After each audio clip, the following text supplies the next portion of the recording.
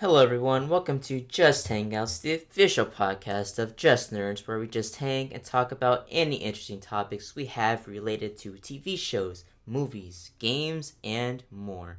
I am Jonathan, and I am the host of today's episode. And with me, as always, is my co-host, uh, the uninfected one, Blake.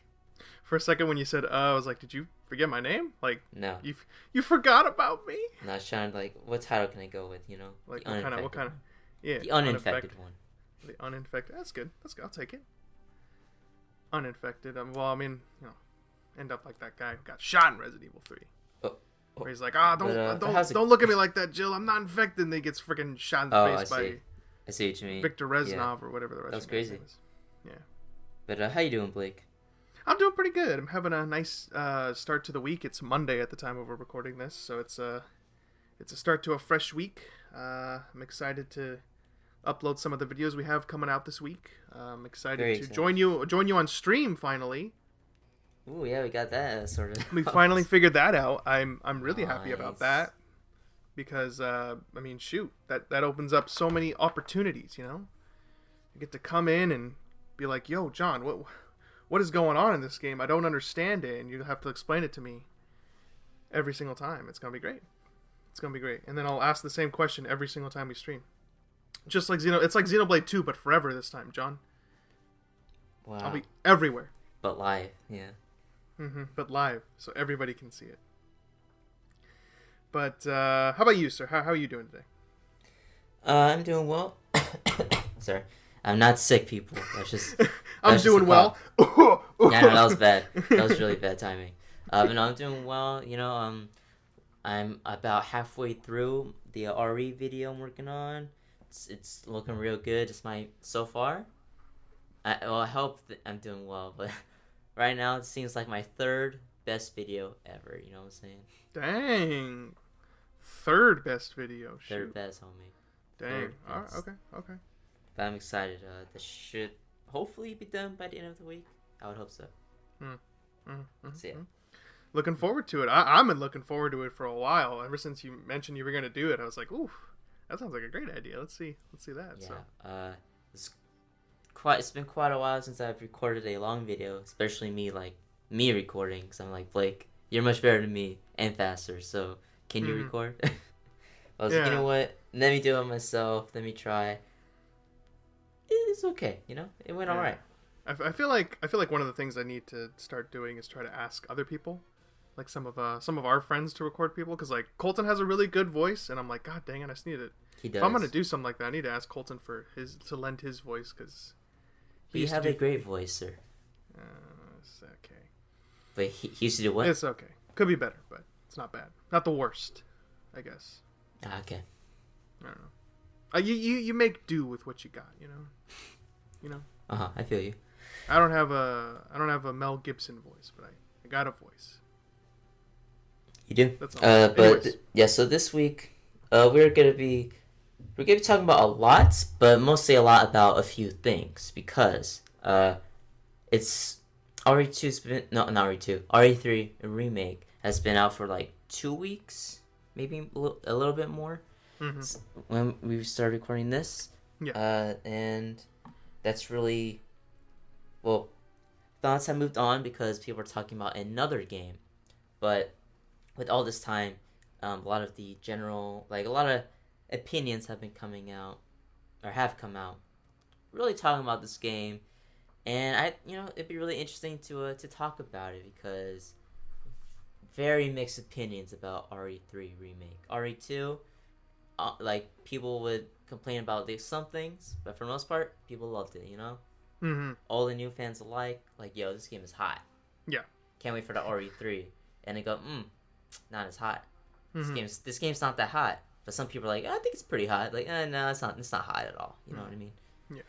But yeah, so that's gonna be the first thing we talk about. And I'm gonna start that with my. I'm trying to be concise with my review about RE3 Remake. So, fell in love with RE2 Remake. First Resident Evil game I ever played. Fantastic. Was my game of the year 2019. One of my favorite games now. And as I've been talking about multiple times, I had the RE3 Watch segment of the podcast, which would appear every so often on the podcast, not even all the time, and really only talk about a second or two.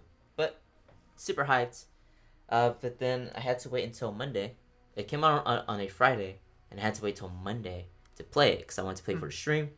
Yeah. And by then, I definitely I saw some opinions on it, like this one's kind of okay. It's definitely not as good as RE2 remake, and so that tempered my expectations because I was super hyped. I was hoping it would be at least as good as RE2, and I was like, but what if it's better though? You know what I'm saying? Mm-hmm. And so I finally played on Monday. I played on Monday and Tuesday, beat in 2 days, because it is a pretty short game. It's only my playtime was around 6.5 hours. But my general opinions. First off, this game looks freaking gorgeous. Cutscenes, just everything, just the character models, the environments, the lighting, a huge step up from RE2 remake. I think maybe Devil May Cry 5 might look a bit better in terms of like the faces and the character models. But like RE3, like one of the most beautiful games I've ever seen.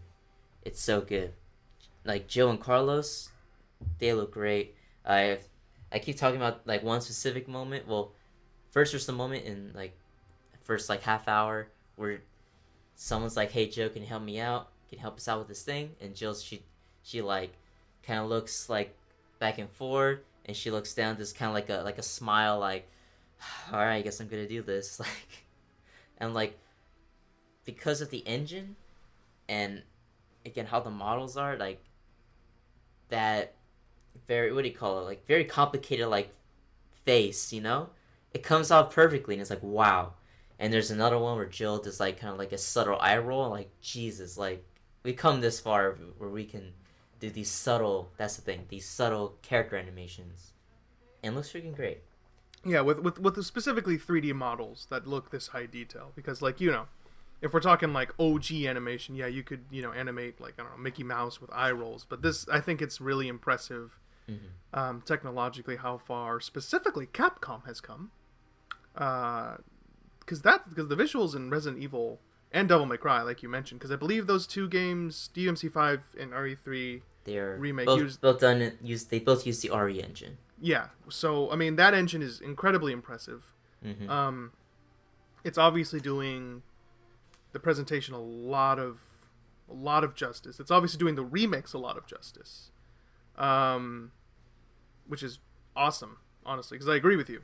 All the characters have expressiveness. You can see their subtle emotions, so it feels more real. It probably feels more real than the freaking live action Resident Evil movies where Mila Djokovic is just 100%. mowing down. Yeah, so. Yeah, like where like Claire would have like in some of my latest playthroughs, I noticed like Claire has one or two moments where her face looks like a little off, and that's because like this was like the second game. Yeah, the second game using that engine, so it's like there's a few moments here and there, but RE3 has like none of those moments. It always looks freaking like incredible. Yeah. It's consistent too, which I think, like you just mentioned, it's consistent throughout the entire game. There's never really like a bad, like a really like, ooh, that's a rough moment. Like, yeah, like, ooh, that face looks weird. Yeah, God, it's the farthest thing away from freaking like Mass Effect Andromeda or something like that. So. Oof, yeah. Yeah. we don't talk about that. It's fine. But it's good stuff. It's good stuff. Is basically all I'm saying. Yeah, moving on to the gameplay. It's obviously it's faster paced than RE2 because it is more of a actiony game.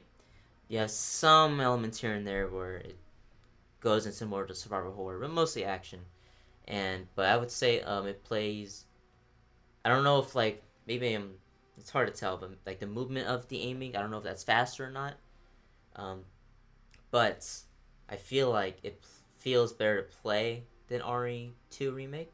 Just they're able to try to step up a little bit of what they did with the combat in RE2 or the gameplay in RE2, and especially with the dodge roll, that feels great when you do the perfect dodge. You do the slow mo and then you get some headshots in. Feels great. Like the game feels amazing to play. Story, it is kind of like RE2, even more than RE2, a very simple, streamlined story, which I like because Resident Evil whenever they try to go more complicated, the worse it gets, you know? And especially after RE3. Yeah. But yeah, story's cool. It's very entertaining. It's just like, yeah, we go out, boom. Entertaining story.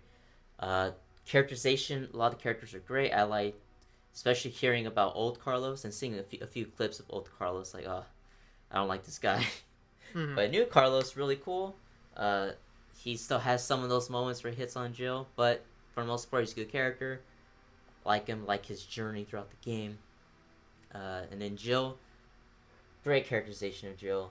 No nonsense Jill. She's all about, I'm gonna try to save these people. I'm trying to get out of Raccoon City.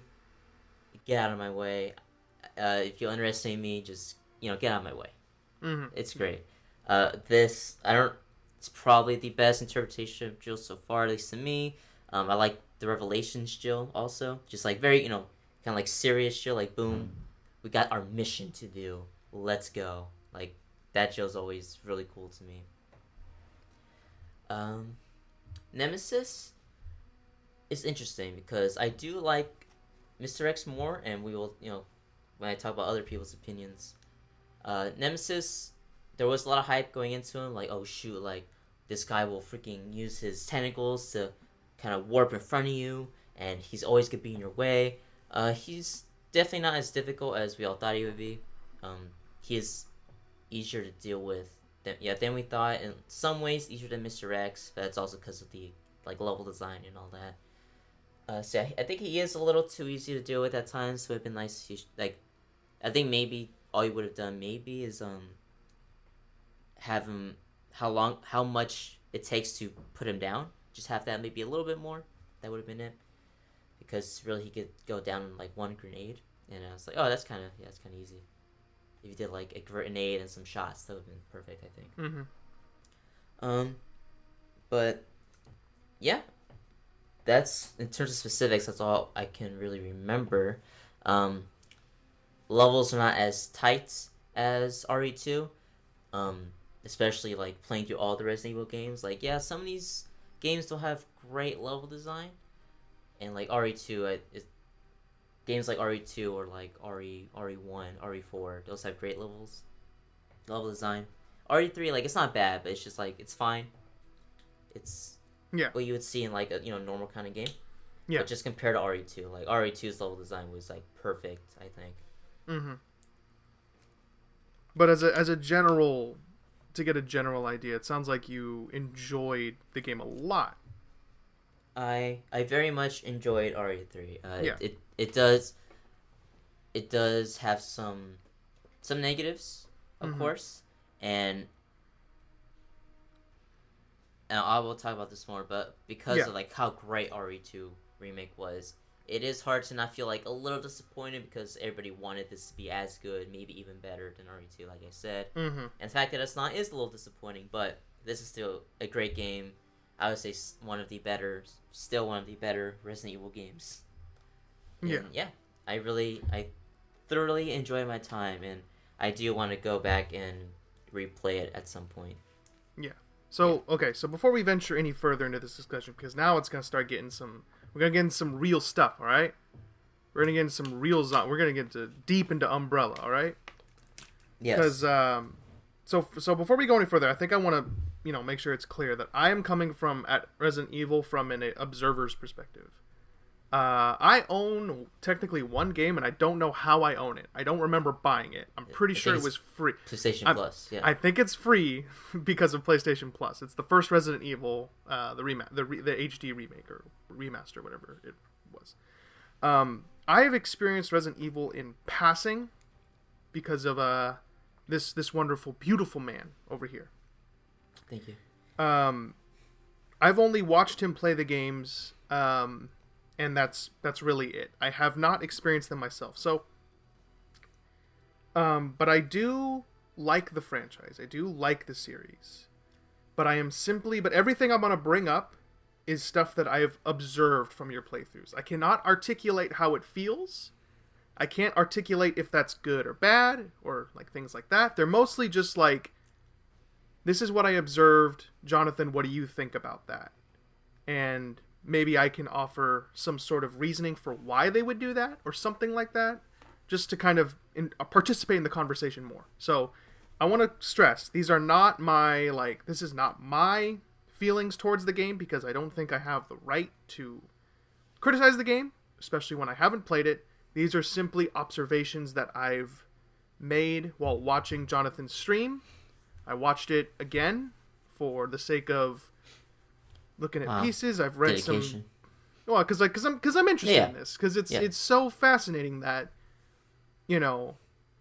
Well, I mean, okay, so this goes into the first question then. Okay. And this is the part that I think is interesting, because you were talking about you know, after RE2, you can't help but feel a little disappointed that it's not as good. But here's the thing. Here's the big question for me is, what's fair to compare this game to?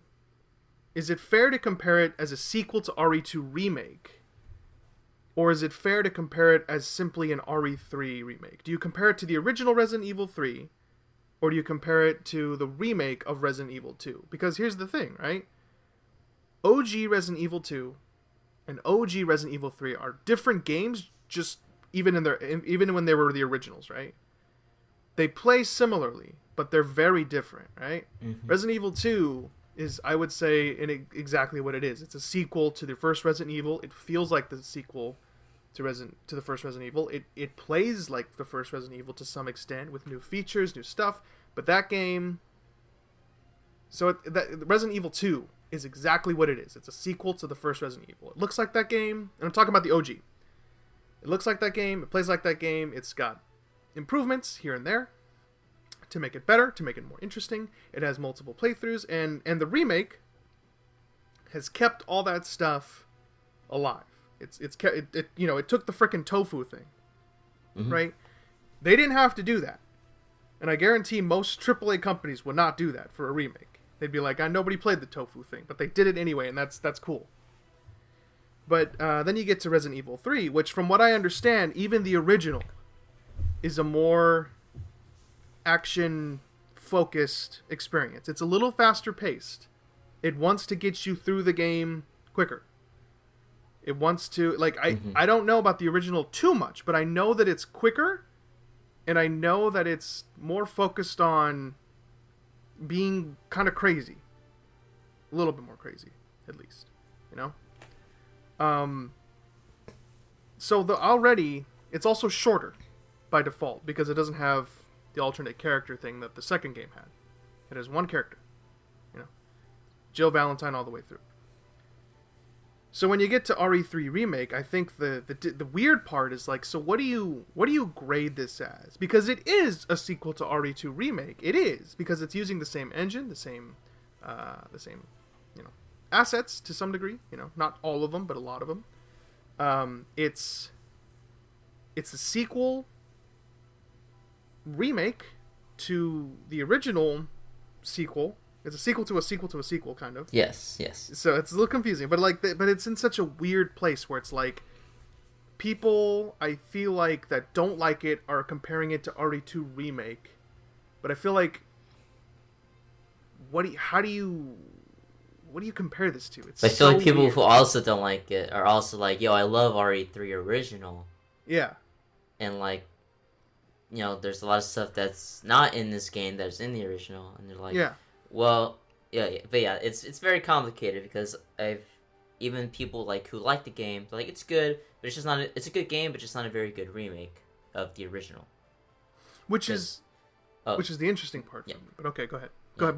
Because RE2, I remember hearing so much about, kind of like with RE1 Remake when that came out. But like RE2, even though it's, you know, it's over the shoulder, third person, and it's a very different game, there was still a lot of those moments that catered like a lot to old and new fans, where it would, like, some things would be remixed, and like people who played the original go, okay, I expect this thing to happen because I played RE2 like a million times, and you go, oh shoot, that plays off my expectations because it's a bit remixed. Or like I've said this before, I don't know if on podcast, but there's a great example I heard where the hallway to get to the RPD, there's like 3 zombies there. And so someone who's played the original, like, okay, to to get there, I had to fight those 3 zombies like the original. But in the remake, there's a liquor instead. However, you do see the 3 zombies that would have been there. It's just the liquor killed them instead. Mm-hmm. So that's one example going, oh shoot, that's awesome. Yeah. Whereas RE3 remake, from what I hear, it is a completely different game. There's like some things here and there, but for the most part, it's a completely different game, and it doesn't play with the original in that way, you know. Mm-hmm. Which I think is interesting. So it's essentially, it's a remake essentially. You know what I mean? It's got better, more moments, expanded dialogue, and things like that. I mean, I guess it sounds like a remake in the sense that Final Fantasy VII Remake is a remake, where it's like they just kind of took that game and expanded on it on a wider scale, from what I know about it. I would say that's more of like RE2, though, not necessarily RE3.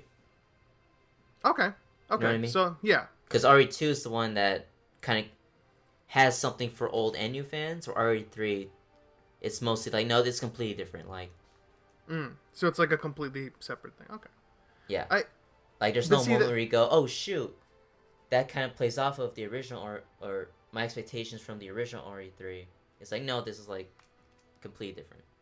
So then I guess the question is, would you consider that bad? Or do you not like that? I mean, you haven't played the original Resident Evil 3. Yeah, I haven't played the original, so, like... But going off of that, where it's like, well, it's super different. And from what I've seen, yes, it is super different. Again, like, the way you dispose of Nemesis in the original is... how do I put it? I guess less, I mean... Epic? Explosive. I don't know if it's... Yeah, it's definitely less explosive. I mean, spoilers, obviously. We're talking about all this stuff. I mean, shoot. She shoves a railgun in his freaking mouth. Like... So great, dude. See, that's the thing, though, is like... Because I know in the original you kill him with acid, I believe. Yeah. That's how that's... Which is one of the things that I was surprised at. I was like, oh, they kill him... They did the acid thing, or just that it made sense, and I was like, okay, well, that's cool. And then he came back as the giant hulking behemoth, and I'm like, oh, okay, that's new. And I think that's so like interesting. It's like but what I find so weird, and this might not be true, but it's like it's almost like they wanted to make an interesting balance between Resident Evil 2, which was kind of a traditional survival horror in terms of its tone, right? In terms of its tone, it was definitely like, here are these characters, they have their personalities. Leon is Mr. Good Cop. Claire is Good Sister. They don't 100% know what's going on, but they're in this horrible environment. Like, that sounds like the setup for a horror movie, right? Resident Evil 3 is almost more of an action movie with horror elements in it. That's weird, because you know what that sounds like to me? What? That sounds like RE5 or 6. Because RE6 maybe not so much, because RE6 is like full I know what you mean, though. Yeah. But it's like, because I mean in RE6, Leon gets shot by the guy at the end, the tiger turret guy. You know what I'm talking about? Oh yeah, nothing. When he's protecting Ada. He's fine. It's just like, oh, he's fine, because he's Leon Kennedy, he can just shrug off. Yeah, dude. Demon bullets, whatever the... Yeah, I don't know. There is an actual... I didn't believe you when you told me this. There's an actual zombie T-Rex in that game. There's a T-Rex zombie, and it's amazing. There's a T-Rex zombie, and it somehow folds into this guy. Like, all that flesh and just... Yeah, it's weird. It's weird, but it's RE6, right? And it's like crazy action-packed, for stuff, right? That's the thing, is like RE3 Remake feels like it's this weird balance of like it has that serious tone of like, where Jill's running away from zombies. I like to think of it at the part where Brad gets bit by the zombies in RE3 Remake, right? Mm-hmm. Like in that moment, Brad gets bit, and it's such a understated like way for him to die. Yeah. As opposed to the original, where freaking Nemesis drops down and impales him through the face. Like that's like, what the... That's crazy. Like, Nemesis drops down, picks him up by the head, and tendrils him through the face, and he kills him. Like, that's an epic way to die. That's a freaking, like, that's an action movie way to die. You know? The way he dies in RE3 Remake is, like, so understated, and that's how somebody would die in a horror movie. But then the further you get down, it's like you know, there's the action lines. Bitch can't even swim. Like, that's great. like, that's a great line, right? Jill had a line like that in the original where I think she's like pumping Nemesis full of bullets, and she says something like, "You want stars? I'll give you stars." Yeah, she has a few moments like that. Yeah. Yeah, she has a lot of them. But in this movie, in this game, she has a lot of them. Yeah. She has a lot of, like, one-liners that are super, like, action-y. And I'm not saying that's bad. I'm just saying it's an interesting, like, direction to take it from RE2, right? Like, Jill gets, like, weirdly, like, spider impregnated at one point, right? Yeah. And she's fine. She's fine. And she's like, that's bonkers.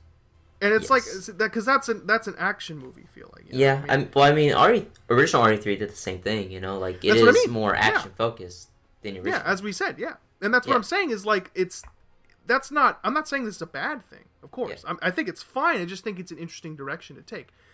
But the thing is again, that goes back to my question, is, like, is it fair to compare it to RE3, even the original? Because, yeah, it has those elements, right? Right? Where it's more fast, it's more action-paced, and it has better options, right? Like the dodge roll, right? In RE2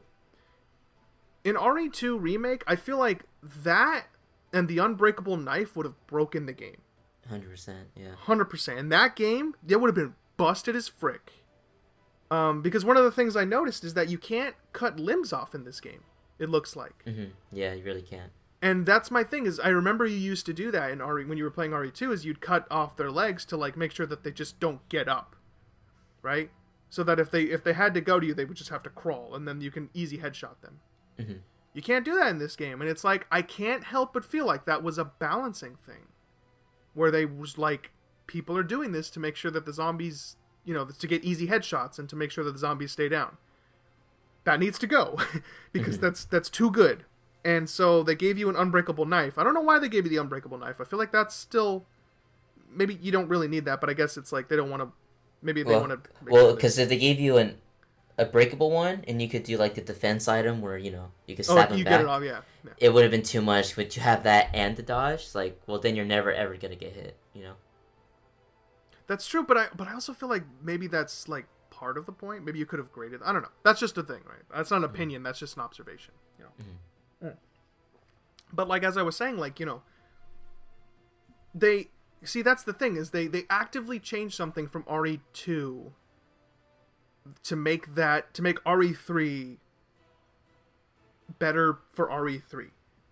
Something that worked in RE2 and made sense in RE2, a strategic thing you could do, is not able to be done in RE3 because that would have broken the game. You know what I mean? Cutting off limbs to get easy headshots to, like, do that on zombies, that would have broken RE3. Mm-hmm. RE3 Remake, you know? Because, like, you have a lot of zombie encounters, and if you could cut off their limbs to make them less hazardous or get easy headshots, then that'd be too easy, because you have way too much ammo and so on and so forth, right? Mm-hmm. Or you have a lot of ammo, not too much, just a lot of ammo. So, I think that you and me can agree that this game's in a weird spot, because it's not a traditional, like, they just made the game prettier, or they just made the game... Because they actually remade the game after another remake. Yes. So it's a sequel to the other remake, as it is a remake of an older game. So it's like this... I picture it like an X and Y chart, where it's like, it's in this weird position where it's like, it's a sequel, and it's a remake, and it's like right in this weird center where I can't think of another game that's done that. But I mean, it's interesting. It's really interesting. Yeah, I think it is definitely more of a remake to a sequel to RE2 remake, rather than a remake of the original, which I think is what a lot of people are having issue with, because, you know, people love the original RE2 and 3. Mm-hmm. Especially with the way, like, certain, like, plot things go, and like you said, like, it's more of an expansion of RE2, and just, like, less of, like, RE2 remake where it goes, oh, remember that thing from RE2 original, we're gonna remix that a little bit or change it. Or RE3 is like, oh, remember that thing that happened in RE2 remake? This is how like it happened, or like this is how it connects to it, you know? Yeah. So it has more of those connections to RE2 remake, which like I think it is a tough move to do, but I think definitely where like clearly Capcom is trying to do something with this new like I don't want to say timeline, but this new like Resident Evil thing they're doing, right? Because it's got RE2 remake, RE3 remake, and as we'll talk later, they're doing more remakes in the future. So they clearly want to get those connections with this new. I'm gonna say timeline, you know. Mm-hmm. So that is interesting. Yeah, it's definitely, you know, like we've been discussing for the past, I don't know, 30 minutes. Yeah, it's weird. It's definitely a weird place, and that's. But I guess the question I have for you is, do you think this game would have benefited from being more similar to Resident Evil 2 Remake, in the sense of Resident Evil 2 Remake to me is a game that's slower. It's more about exploring, avoiding Mr. X, the constant, consistent threat. It's about going into different rooms and finding stuff and trying to stay alive. It's more survival horror as opposed to Resident Evil 3 Remake, which is, again, more focused on movement and action and stuff like that. So because of the fact that you brought up that you think it's more of a sequel to RE2 Remake as opposed to a remake of RE3, do you think that, in your opinion, that this game would have benefited from being more like RE2 Remake in the sense of tone and gameplay wise, where it's more focused on kind of putting you in unfair situations survival wise? Mm-hmm. That's what's interesting because again I love RE2 remake. So going yo, I'm gonna give you that like again if it's just like kind of different a little bit. That does sound interesting to me, but I think also at the same time it's kind of impossible to do because while like it is a sequel to RE2 remake more so than a remake of the original, and a lot of people that's their first time going, oh I never really got into Resident Evil, or I just couldn't do tank controls. But then with RE2 remake, they're like, okay, cool. Like I like this game. Maybe I'll get into more Resident Evil games in the future. So maybe that would have benefited like more new players. Like, oh, but I like the other thing, so it gave me that like kind of again. But I think also like RE3 original is known as a more actiony sequel to RE2. So I think it would have been really hard to take that away from RE3 remake, especially like people are having a lot of complaints, now where it's like you took this thing away from the remake, from the original. I think if you took the action focus on it, it would have been odd. However, like one of my criticisms, which I forgot to mention, is it does, for the level design, it feels like they try to have their cake and eat it too. Where they try to go, okay, well, this is like a sequel to RE2 Remake, so we want you to like kind of maybe focus on your ammo, or like this, like focus on the zombie. Like the zombies are really tough in RE2, and they're a bit tougher here, I think, in RE3 Remake. Yeah, I agree with you. But like the levels feel like, okay, we're gonna try to give you this RE2-ish level, but also you have a grenade launcher which kind of gets rid of that tension, and it's like you can't do it. So I think they did try to do both, which I think was a mistake. I think they probably should have gone one way or the other with that. Yeah. So yeah, that it's hard, It is really hard, and I think, obviously it's gonna take time and multiple playthroughs to really solidify where, for you, like where exactly you want to put it on that tier list, I guess, of Resident Evil games. But I think one of the interesting things is, like, you brought up the grenade launcher. When I think of, like, if you have Leon had a grenade launcher in RE2, well, I know he doesn't. I think it's Claire who has it, right? No, I was agreeing. No, I was shaking my head like, because I'm gonna agree with what you're about to say. Yeah, because if you had that, you would be desperately trying to hold on to that and its ammo for as long as you could, because you knew a Birkin was going to come back, and you're like, oh frick, I want to get rid of this guy quickly. Whereas in RE3, you're kind of not panicking about that as much, I feel, because it's like they're most likely going to give it to you. You know what I mean? And if you really interesting. Again, I'm not making jabs or anything. I just think it's interesting how this game is so bizarre in the way it approached itself. It's really unlike anything I've ever seen a company or developer go to, where this might be one of the most bizarre remakes I've ever experienced. Yeah, because and I haven't even played the frickin' thing. Because going into it, there was a lot to consider. Because there's the rumor that it was made alongside RE2 at the same time. This just took a bit longer. But there is a lot to go into. Okay, we're doing this new remake series, but then we have the originals to take in consideration. But then we got we're hoping that RE2 remake is a huge success. So how do we capitalize on that at the same time? It's there's a lot of moving parts in this one. Yeah, it is. Let me ask you. So how did you feel about the about two things: the pacing, / I guess length, and also the balance, difficulty. Did you feel challenged? Did you feel, because there are multiple difficulties, if I'm not mistaken, right? Yes, there's the easy, there's standard, and then hardcore, which is the basic, the hardest difficulty they give you. But then if you beat it on hardcore, they give you, I believe,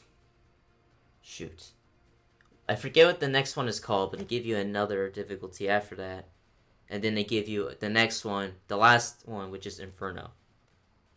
Which is even. Yeah. Okay, so they definitely want to make it a game of challenging you the farther you go. Because, and I ask you about balance because one of the things I noticed, and this is again just an observation, and I want to get your thoughts on it, because you didn't bring it up when you were playing the game, when I was watching the VOD. When you're playing as Carlos and you're in the hospital, or is it the Umbrella, or wherever you are. Okay. Yeah. There's a part where the hunters come out, right?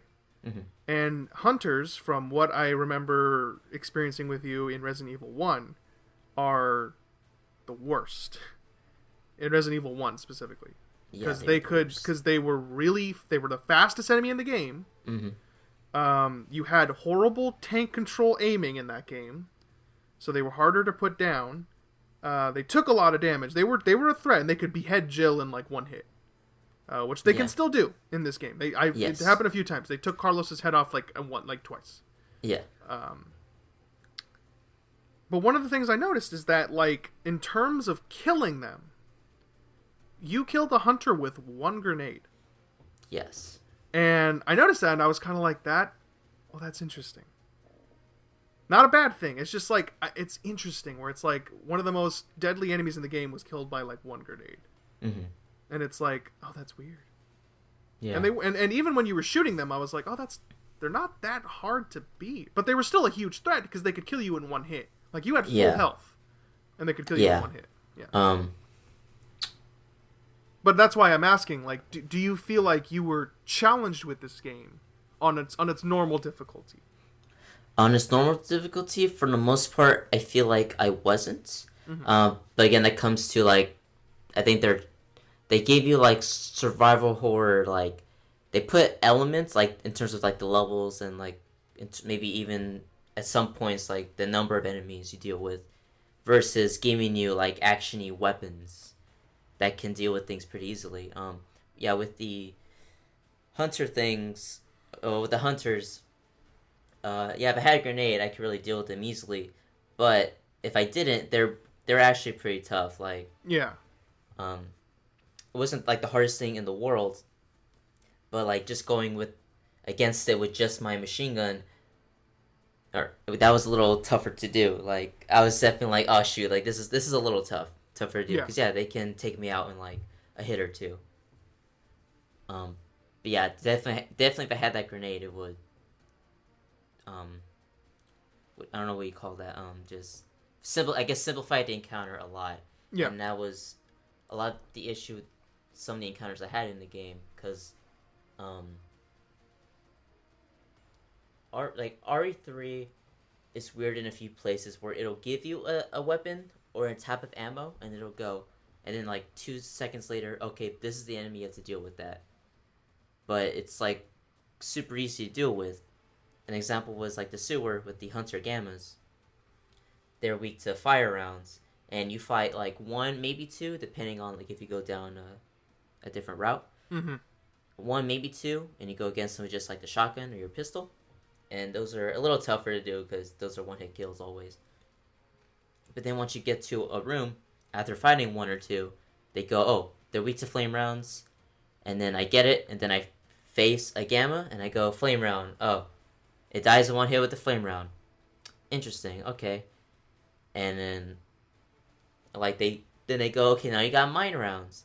Okay, then like the next room they give me like 5 or 6 zombies. Okay, mine round. Oh, got rid of all of them. Okay, so there were moments like that where they give you things like really simplified the encounters a lot, which is odd.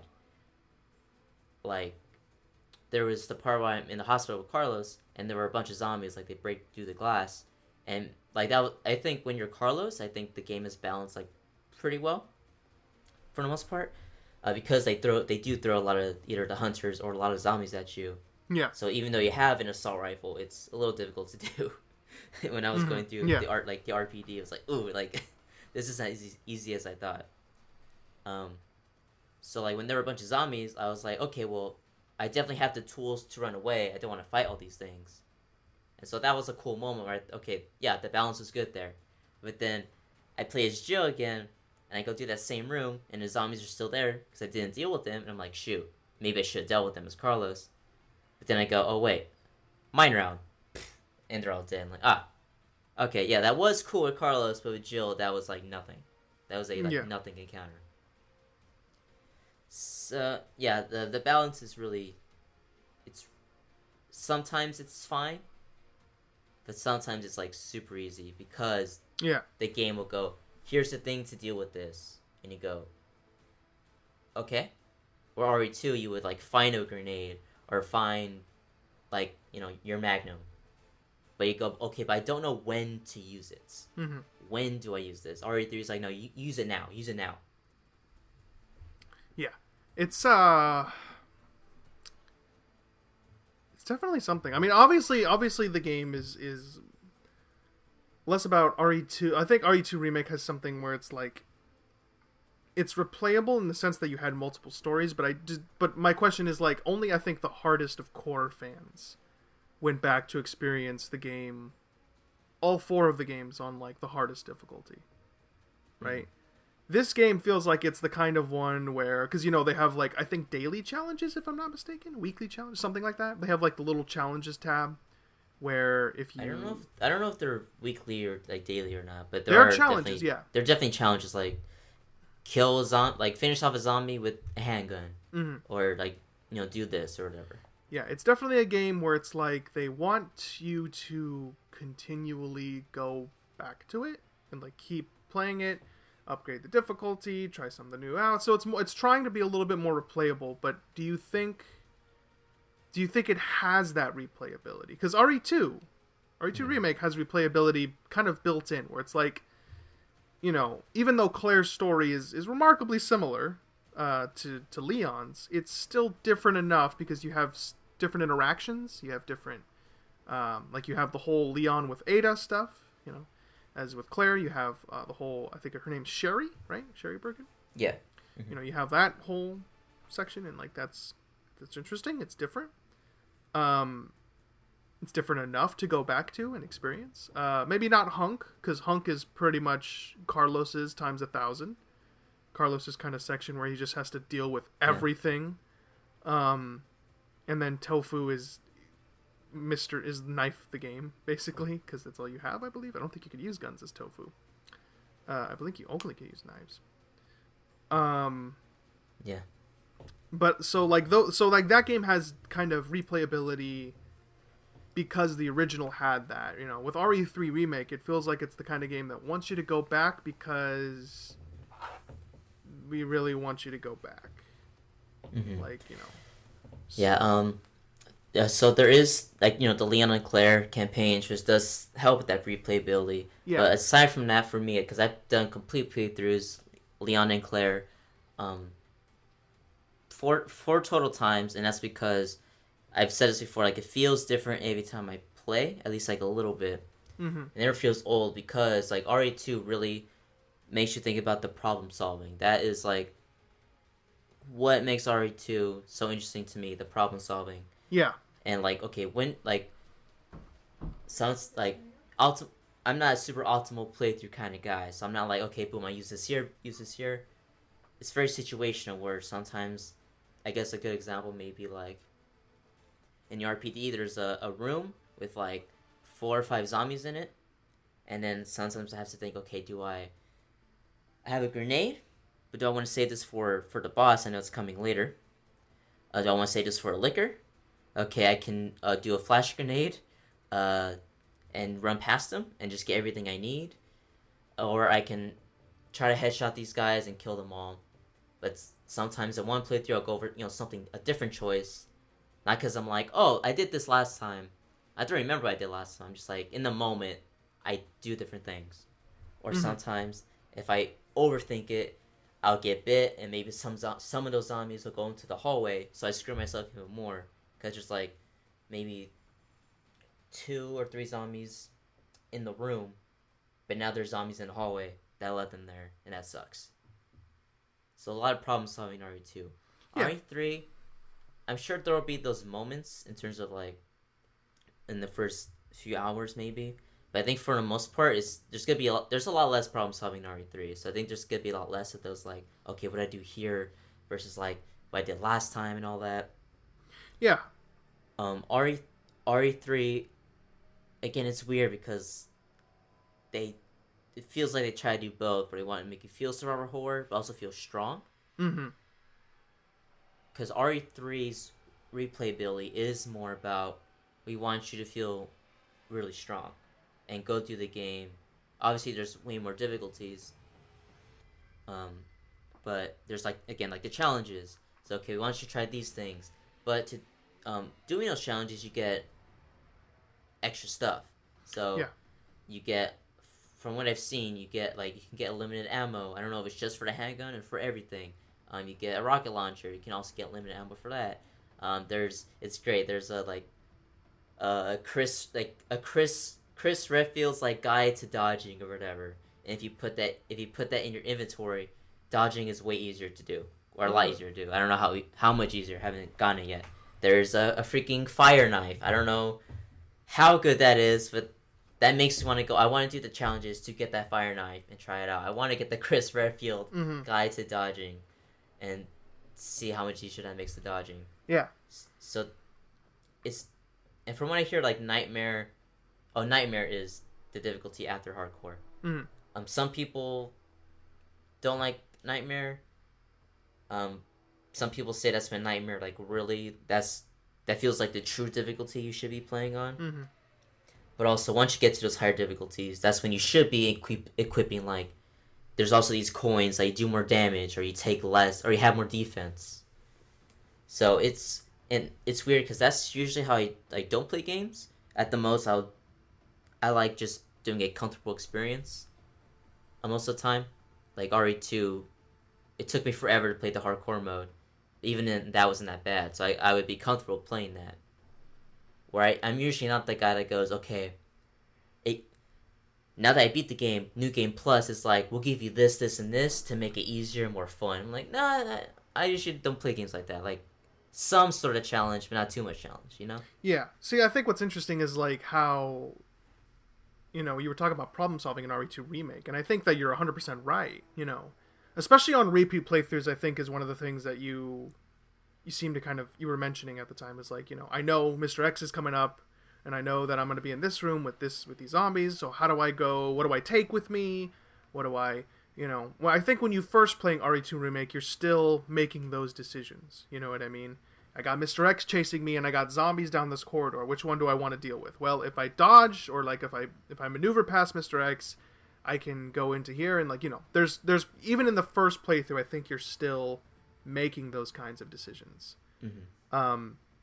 RE3, I think, has those decisions, but they're a little bit more reactionary. They're more based on how good are you at reacting to all the stuff around you. Like Nemesis shows up, right? Yeah, I would agree with that.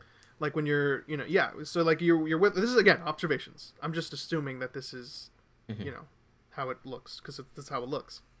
Nemesis shows up and you're in a kind of a big open area with lots of zombies. All right. Well, I can maneuver away from Nemesis, right? I can try to avoid him. I can, you know, shoot the zombies that I need to and preserve my ammo now, or I could kill Nemesis, take his stuff, Mm-hmm. get some dope looking stuff, and then go on my merry way. But that's hard to do. That's a rare kind of problem solving moment. Yeah, You know exactly. what I mean? But I also feel like that's kind of a reactionary thing. Like, I feel like on your first time through, some players are going to, like, be like, all right, I'm going to get away from him as much as possible. I don't care how much damage I take. And they're just going to frickin' book it. And then, you know, then he's warping in front of them and just grabbing them and frickin' nemesising everybody. But there's some people are going to be like, I can't get away from this guy. I'm going to just kill him. I'm just going to blow him full of lead and hope to God he dies. And then he dies. And, oh, he dropped a great upgrade, right? So, like, that's a problem-solving moment, but it's rare. And I feel like with harder difficulties, which you mentioned is, like, hardcore mode for Resident Evil 2 Remake is really hard. But it's not, like, the hardest thing in the world, because you're still equipped with tools that allow you to kind of get through the game. Yeah, right? I was expecting a way harder time with hardcore. Yeah. It seems like it's a much more kind of, I guess for lack of a better term, more basic form of hardcore, where it's like enemies do more damage, you have less health. That's it. You know what I mean? Where it's like it's an easy balancing mechanic. Like that's how like other third-person shooters, other games in general do that. Where it's like if you're playing on the harder difficulty, it just means that enemies do more damage, they have a little bit more health, and you have less health. So it's like that's why it's harder.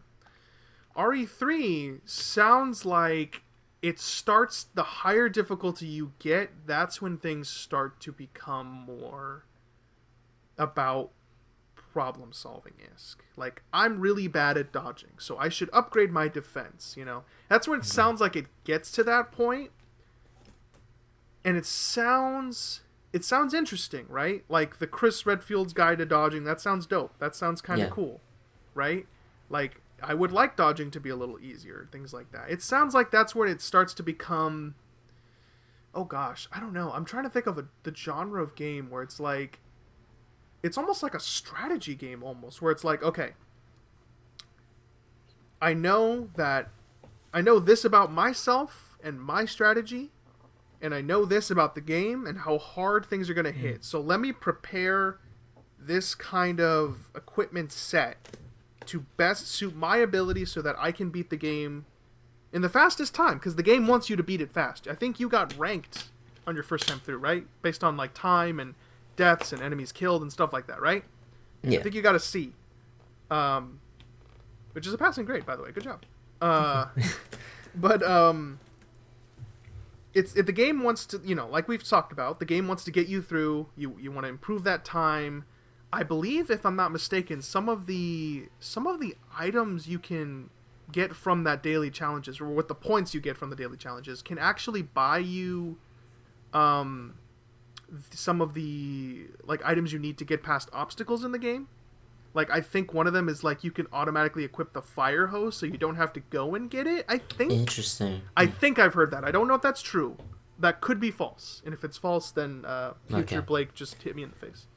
It sounds like I think what you were saying before, where RE2's replayability is more baked in because of the problem solving. Yeah. Where RE3's is like we're gonna give you more things to play with and more things to try out, and that's where the replayability comes from. And thus the playthrough becomes a little different every single time because you're experimenting, and it sounds good. It sounds like it's good, but it's like it's not as engaging as just throwing in like, here's Carlos's story. You know what I mean? Where most people be like, oh, Carlos, like, you know. And that's how I would say that's how general people play games, right? Unless you're for some reason near Automata Mm-hmm. and a game critic, and you just for some reason are like, I don't need to experience side B. Story was a 6 out of 10, whatever, you know.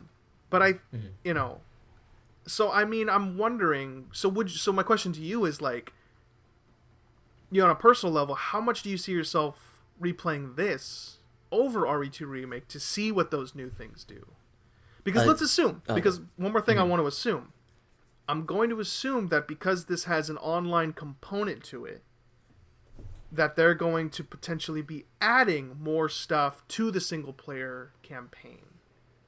Because they can do that. Not necessarily through paid DLC, but they could just add like a, I don't know, like a Claire's jacket alternate Mm-hmm. costume or something like that, right? They could do that, and if they do that, like to me that sounds pretty cool, right? Like to give you stuff that's related to Ari's history, new tools, and all From those. what I understand, I don't think they're planning DLC for this game. Yeah. That's just from what I've heard. Mm-hmm. But they definitely could, which I think would be Yeah. interesting. Yeah. But in terms of replayability, I don't think I'm gonna get nearly as much with Mm-hmm. playability. I don't know if this is RE2 remake. Mm-hmm. I but like thinking about like, yo, I kinda want that fire knife though. I kinda want that Chris Redfield dodge guy. Yeah. I do expect myself to replay it, definitely a few times. Mm-hmm. Especially because, it isn't that long. And I think compared to most of the Resident Evil games, like that's more I can say than most of the other Resident Evil games. I'm like, Yeah. yeah, I don't. Either it's like I never want to play this again, or yeah, I don't feel like an inclination to ever really play this again. Yeah. Well, RE3, I'm like, I do want to play it again, and I probably will play it a few times. But like with RE2, I'm always like, every time I think about it, I'm like, yeah, let me play some RE2, or like the replay, so I think will be more like spread out for RE3. I'll go, yeah, it's been a little while since I played RE3. Yeah, play that. Yeah. Yeah, So you see it being on like an average level of replayability, like just a moderate, yeah, you know, like I want to yeah. see what that fire knife does. I want to see what these things kind of do. So you're probably going to experience the game on a solid enough level, which sounds good. Yeah. This sounds cool. So it's obviously not horribly disappointing, and I'm going to throw this in the trash as soon as I see the credits roll or something like that. No, So, definitely not. yeah. But are there any other final thoughts you wanted to add on Resident Evil 3? I think talking about a lot of the reception, not too long because you did Obviously, yeah. talk a lot about RE3. Mm. I've collected a few thoughts from a lot of other people Mm. in terms of RE3 remake. I collected them, and I I've watched quite a few reviews on RE3 remake. This is just a few. I have like 5 here. Hit I me, think they're all please kind of enlighten me. interesting. Let's look at it. So just most of the criticism from like these people and just the internet in general is Nemesis is way too easy, or they like there's not enough of him. Uh, cut content, which is mostly coming from the RE3 OG fans. It's too linear and it's too short. So those are the general complaints people have about Mm-hmm. RE3 remake. Mm-hmm. So first off is a Sphere Hunter, who is a huge Resident Evil fan. Like Yeah. that channel lives and breathes Resident Evil. Yeah. Um, I followed them on Twitter and I watched their spoiler-free review. Their spoiler video has not, as of this recording, not come out yet. But to summarize their video, like they said that Nemesis is cool, but too easy and underutilized. Enjoyed the game, but felt that they wanted more OG Resident Evil 3 content, like the branching path system. Um, there is good replayability because of the things we talked about. Yeah. They really enjoyed it. Lots of great combat and story moments. Overall, great game, but just not a great remake. So that was the opinions they had like in their video. But like I don't want to assume what people think. But just following them on Twitter, I got maybe their opinions changed just like a little bit after that video. But Mm-hmm. from following them on Twitter, I get more the opinion that like there's more disappointment there than like they initially let on. And Mm-hmm. they have said like with the spoiler video, there will be mixed feelings in there. But one sec, I have an example I think on my iPad. It's just like one or two tweets. So there was I guess there's a mod that like some of the alleys in RE3. I guess like this mod like places those alleys like in different parts of the game. So you're like walking through them more. So like you're getting more of Raccoon City. But like Mm-hmm. from the video I watched, they are empty alleys. There's no zombies in them, so it's not like extra encounters. It's just you're going through.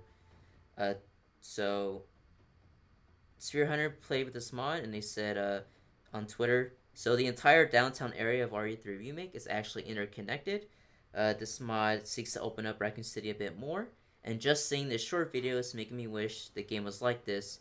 Nemesis even has pathfinding AI for these parts of the game. And then they said, I just tested this out. Tested this out, and just being able to explore that part of downtown right at the start makes the game feel more open. Here's hoping for a director's cut or gold edition comes out for this game at some point. So like, some of that is like, oh, this would have been cool, but I think like them just saying, hopefully there's a director's cut or a gold edition, and like some of the tweets I've seen from them also shows like there is like some disappointment in there, and they would have wanted more. And there's a joke. There's a tweet later on that I might mention with RE4, which gives me more of that impression of disappointment. Yeah. I watched Angry Joe Show's review, and name aside, for most he has very like balanced opinions. Sometimes like, yo, this game is great, or when he gets angry, he really does get angry. And this was a review where he got angry at RE3 Remake. For context, I forget what he gave RE2 Remake, but it was like either a 9 or a 10. But it was his Game of the Year. Game of the Year. And pretty much the complaints that most people have, he also had like on a bigger scale. Like, oh man, this kind of messed up the game for me, man. So versus like a 9 or a 10 out of 10, it might have been a 9 for RE2 Remake. He gave this a 6 out of 10, which does include the Resistance online mode. But it was quite a heated review, Blake. And some of the clips he showed, like some of them were like complaints I got. I understood, but some were complaints I thought, that's weird. Like I watched part of his stream where he mentioned like the unbreakable knife. He was like, what the heck? Why can't, like, Joe has a knife? Why can't I stab the zombies when they grab me? Like this is dumb. Joe has the knife right there. What are you doing, girl? And I was like, I mean that's a balancing thing. Yeah, like, we talked about I don't know. It's like, and about, like we said, if you like you said, if they had that would make zombie encounters extremely easy, especially if they just keep giving you the knife, right? Yeah, and that was go on. No, go on. No, I mean, no, I was just gonna say, like, like we said, like in RE2, that makes sense because like then zombie encounters can become easier. Not they just can be, and you have a way of mitigating damage. It's a last minute tool, you know what I mean? But as Jill, it's like this is just to do extra damage, just to make sure that you can, like if you're up in their face and you can't avoid it, like you're just gonna have to do it, right? Yeah, it's just that the knife has a different use now versus what it did before. It's still useful, it's just different. Exactly. But this was in the first like 20-30 minutes of the game, like the first section you play, and I was like, I'm not having a good feeling about this if he's from the get-go having these complaints. Which he had a lot of opinions about it. One part he showed was when he, like the sewers where he was backtracking because he didn't have enough room for stuff he had to pick up. So he was like, why can't you use the spray in the inventory? Like when you have to pick something up and you're full, why can't you use the spray? Like the thing I just picked up. And like, oh, like there's backtracking because I don't have enough inventory. Oh, it's short, but they're padding out the short game even more by making me go back and forth to pick stuff up. And I'm like, but that's something you did in RE2 Remake. Yeah. And from what I remember, that was not a complaint you had with the RE2 remake. Oh no, sorry, I was gonna say, inventory management is like one of the staple features of Yeah, that was every. I can't think of a single. I mean, maybe 5 and a 6 mostly is the only one I can think of where inventory management is not a major component. Every other one, like that's a staple of Resident Evil. Is like, what the heck like do that's you? that's why that's like for me that was a weird complaint, but Yeah. especially because that's the same thing in RE2 remake, and he was again game of the year for RE2 remake. So I thought that was a really weird this is dumb. Mm-hmm. So that's for Angry Joe show. Maximilian Dude, I talked about this off podcast with Blake. Yeah. But his general opinions were, didn't get the desire to immediately jump into it again, like RE2 remake. The city feels much bigger in the original RE3.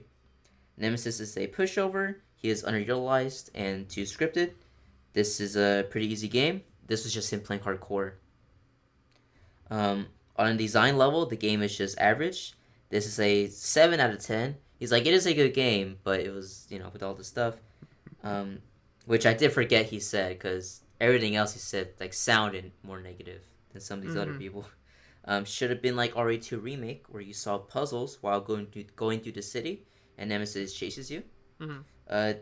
And then, talking to Blake about this, he said, this is the first big, underwhelming game from Capcom since RE7, where he said, he did mention, except for Infinite, Mega Man 11, Monster Hunter World, Devil May Cry 5, RE2 Remake, there might be something I'm forgetting, but he's like, those were all, freaking great, I don't think he said 10 out of 10 games, but, those were all, bangers, banger after banger, and this is the first one where you're like, uh-oh. Yeah, I don't know about this. Still a strange, still a strange opinion. It's weird because, I'll mention this later, but a lot of these opinions, I think, some of them I think are more valid than others. Mm-hmm. But for a lot of these, I'm like, yeah, I get where you're coming from, but this is still a really good game though. It's still a great game, which is odd. Yeah. But we'll talk about that when I finish. Yeah, of course. There's a Angriest Pat from Castle Super Beast, which consists of Wooly and Pat. Pat, who's he's been going through all the rest. He's played them before, but he did a marathon before this one, and his were the most balanced, I think, from what I saw. It's a pretty good game, just not a very good remake. Mm-hmm. It's not that it's short; it's just that it feels much more linear. So it feels more shorter than it is. Yeah. Nemesis is a bit of a pushover overall. Said it was really good, and they had a really fun time playing the game. But then he said, which I was like, okay, that makes a lot of sense. Said, because of just how good RE2 Remake was, he can't help but feel it was just a bit of a letdown. Mm-hmm. But he did end it off with, whatever he felt RE2 Remake was, this was probably, a point lower than that. So if you thought, RE2 Remake was a 10 out of 10 game, RE3 is, a 9. One sec, there's something I forgot. But, he was going into the negatives, because, that's a lot of times the more things you can sink your teeth into, the negatives. But then, Wooly asked him to sum up his thoughts, and he said it's kind of like when Dark Souls 2 came out. Apparently he was bitching for hours about Dark Souls 2, but then he said, but it was still my game of the year that year. It's just that Dark Souls 1 was so unbelievably good, he couldn't help but be disappointed by Dark Souls 2, even though it was still the game of the year. So I thought that was a very balanced opinion, where he's like, no, this is still a really good game. Yeah, I still liked it a lot. It's just RE2 Remake was so good. Yeah. And then the last one is from Ryan Hollinger. He's not a game guy. He's a horror movie guy. Mm-hmm. But he made a video about RE2 Remake and RE3. But his was more of the opinions that I guess aligned with mine. Mm-hmm. Where he said this game is really good.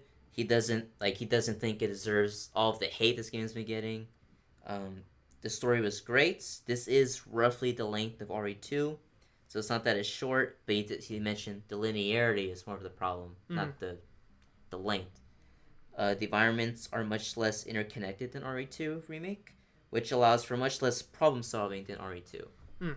So yeah, he said this game is still really good, also. But there are some issues with RE3. Yeah. So yeah, like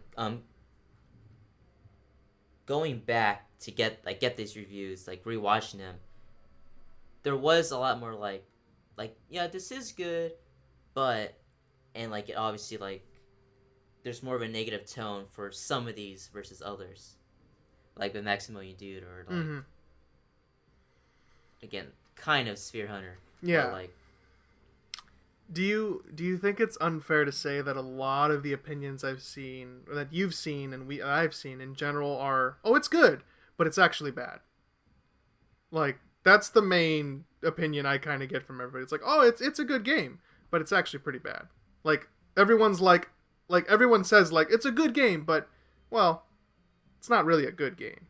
You know what I mean? It's like they want to. It's like they say like I liked it, I had fun, but I didn't have fun, and I didn't like it. It's like they actively are like, it's good, but it's bad, and they're it's like they're super torn between like they want to say thumbs up or thumbs down, so they're just like, well, it's it's kind of this thing, and it's like what the like. Yeah, that's the thing. Like with Maximilian Dude, it's like he does say it's still 7 out of 10, but like for him that's like an average game, I think. Yeah. In terms of his scale.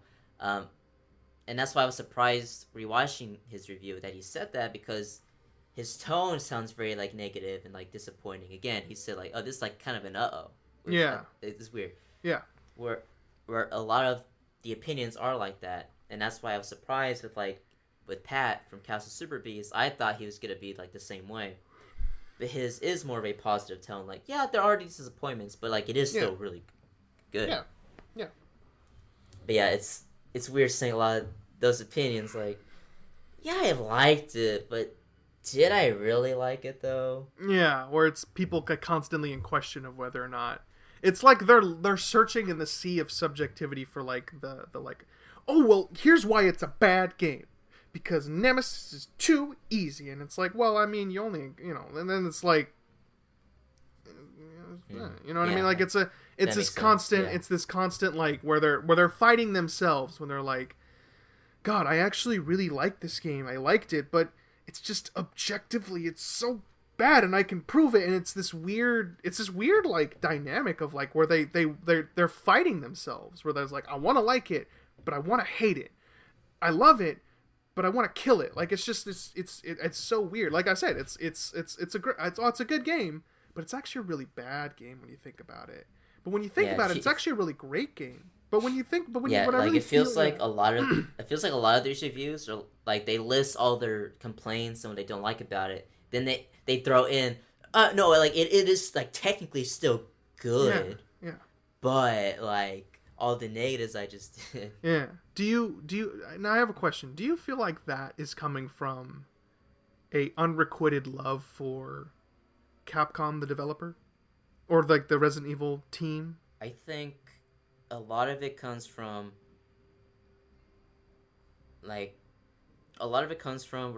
Maximilian Dude. I think a lot of it is from his love for Capcom, so he expects more, even though, like we said, this is like it is still a great game. I think it just has issues, but it's also like other people, kind of like Sphere Hunter, where they love the original RE3, and a lot of those things aren't in this one, which I want to mention or brings a question later.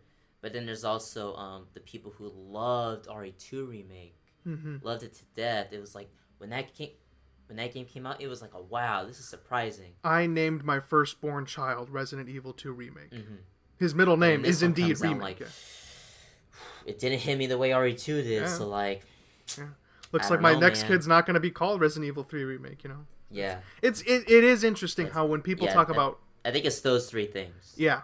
It is interesting how people talk about Resident Evil 2 Remake with such, like, it's the greatest video game ever made. Capcom is a god of developers, and it's like, they're really not. Like they make great games in the past recent years, but it's like, let's not forget these guys also made Resident Evil 6. These guys also made Dark Void. These guys also thought that DMC, not the good DMC, Nope. the Don't May Cry, was a good idea, and we're actively pushing, right? Capcom's changed, sort of. You know, it's the same thing with Capcom, right? It's like I feel like you can apply a lot of the Resident Evil 3 stuff to Capcom, where it's like, oh, they're great, but they're actually really bad. Like, you know what I mean? Where it's this weird dynamic. I have to say, I do think a lot of the quote unquote harshness that's come down on RE3 is the result of RE2 more so than it is Capcom as a developer. But I also know that people have a very big fondness for Resident Evil. And I think that they're just concerned maybe that Capcom is going to start doing something dumb again. Especially when we talk about our next topic, which is, you know, obviously the next game in the Resident Evil, potentially. Yeah, but there's something I want to ask though. Like, go for it. The issue, like, there's been like, okay, the issue I want to talk about is cut content. So, like, there's a lot of people going like, some people are saying like, yo, this game should have been cooked in the oven for like another year or two because they took all these great things from original RE3 and they're not in the game. What the heck? While others are like, yeah, it's kind of disappointing we don't get this, and this from RE3 original. This was more of a one of the former I have on Twitter where they said the most important thing, or these are the most important things that were cut: clock tower, most of the streets, Jill in the RPD, park, cemetery, gravedigger, exploration, backtracking, puzzles, key items. Game is too short. Should have been a huge DLC to make up for it. Nobody cares about Resistance. Yeah, there's a lot of people talking about the things that aren't in the original. No, the things that aren't in the remake. That were in the original. Yeah. And I think that's, I mean, like, neither of us have played the original. So it's hard to go into it with that, like, oh, maybe this should have been in there. I guess, like, personally, I was looking forward to, like, the clock tower segment, like, when you fight Nemesis in the original, how that would have been in the remake. But that was in the remake, so I'm like, that's unfortunate. Yeah. But, like, I think a lot of people are viewing it as Capcom could have put that stuff in, but it isn't because they wanted this game to come out, you know, to capitalize on RE2 and to come out sooner rather than later. And I'm not, at least the way I try to view it is that maybe it was because of time, maybe it wasn't, but I feel like they were definitely like, okay, what things, okay, we talked about this, like, from what I've heard, a completely different game from the original. Yeah. Like, okay, what things should we put in the remake from the original? And they might have gone like the clock tower, this other stuff. That stuff is cool, but it's also like some people complain about some of that stuff. But then it may not even fit in the game that we want to make, you know, because this game is very streamlined in its plot and its pacing. I think you asked me about the pacing. I don't think I answered. For me, the pacing is a bit weird. Not that it's not that it's fast. It's just that, like, the pace, like, it feels fast in some places, but, like, slower in others. My complaint isn't mainly that, oh, it feels too fast, so, even though it doesn't in some ways. It's It's weird. slightly unbalanced, you would say. Just slightly. In the sense of it's a little too fast, itty bitty. But not enough to where it bothers you to the point where you would criticize it for that. Essentially, is what you sound like you're saying. It sounds like you're saying it's a little too fast, but it's not like to the point where, like, I'm gonna sit here and bitch about it all day. Yeah, I think what I wrote down somewhere earlier was you don't spend a lot of time in each area, which makes it feel weird. It's you spend a little time in a lot of areas. Yeah. Versus then when you get to the hospital, which to be fair, like a lot of art Resident Evil games do, but like when the hospital, that's more time there. Like, yeah, it's weird. Mm-hmm. Yeah, with RE2, it's like 3 areas, and you spend a lot of time in those 3 areas. Mm-hmm. So to go back to talking about the cut, quote unquote, cut content, the cut content, or like the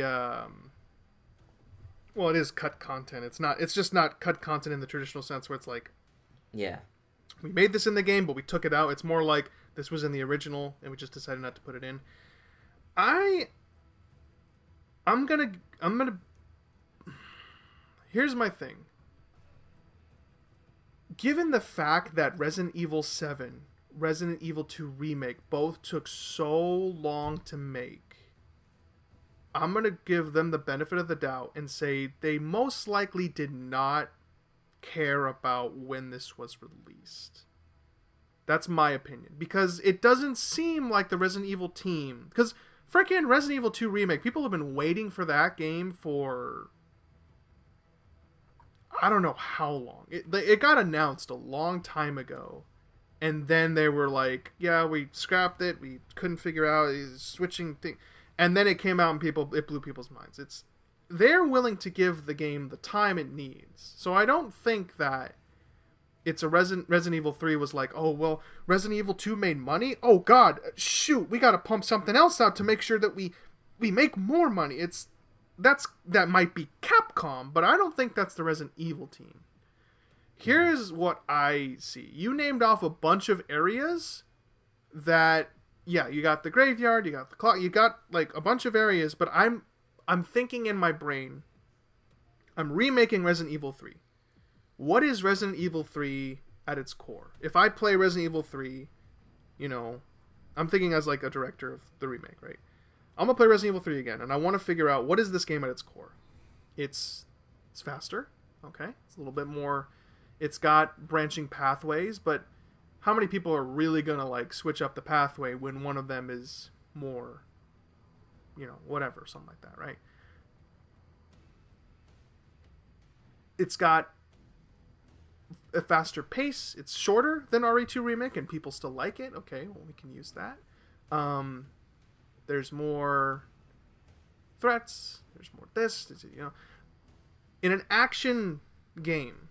Because this is essentially what it is. It's a little bit more geared towards action and movement, as we've mentioned multiple times now. In my mind, it's like, yeah, we could do all those areas, but like, do they make the game more action-oriented? Do they push for flow? Is my thing. Is like... Because Resident Evil 3 Remake, from what I've seen, is actually pretty tight as an action game. There's never really a boring part in that game. Yeah, I would agree. There's no, like, in old art Resident Evil games, like Resident Evil 1 is probably my favorite example because I had to help you with that game because the puzzles are freaking redonkulous. Mm-hmm. And it's like, I remember reading the guides and I'm like, how the frick are you supposed to know any of this stuff? I don't know, dude.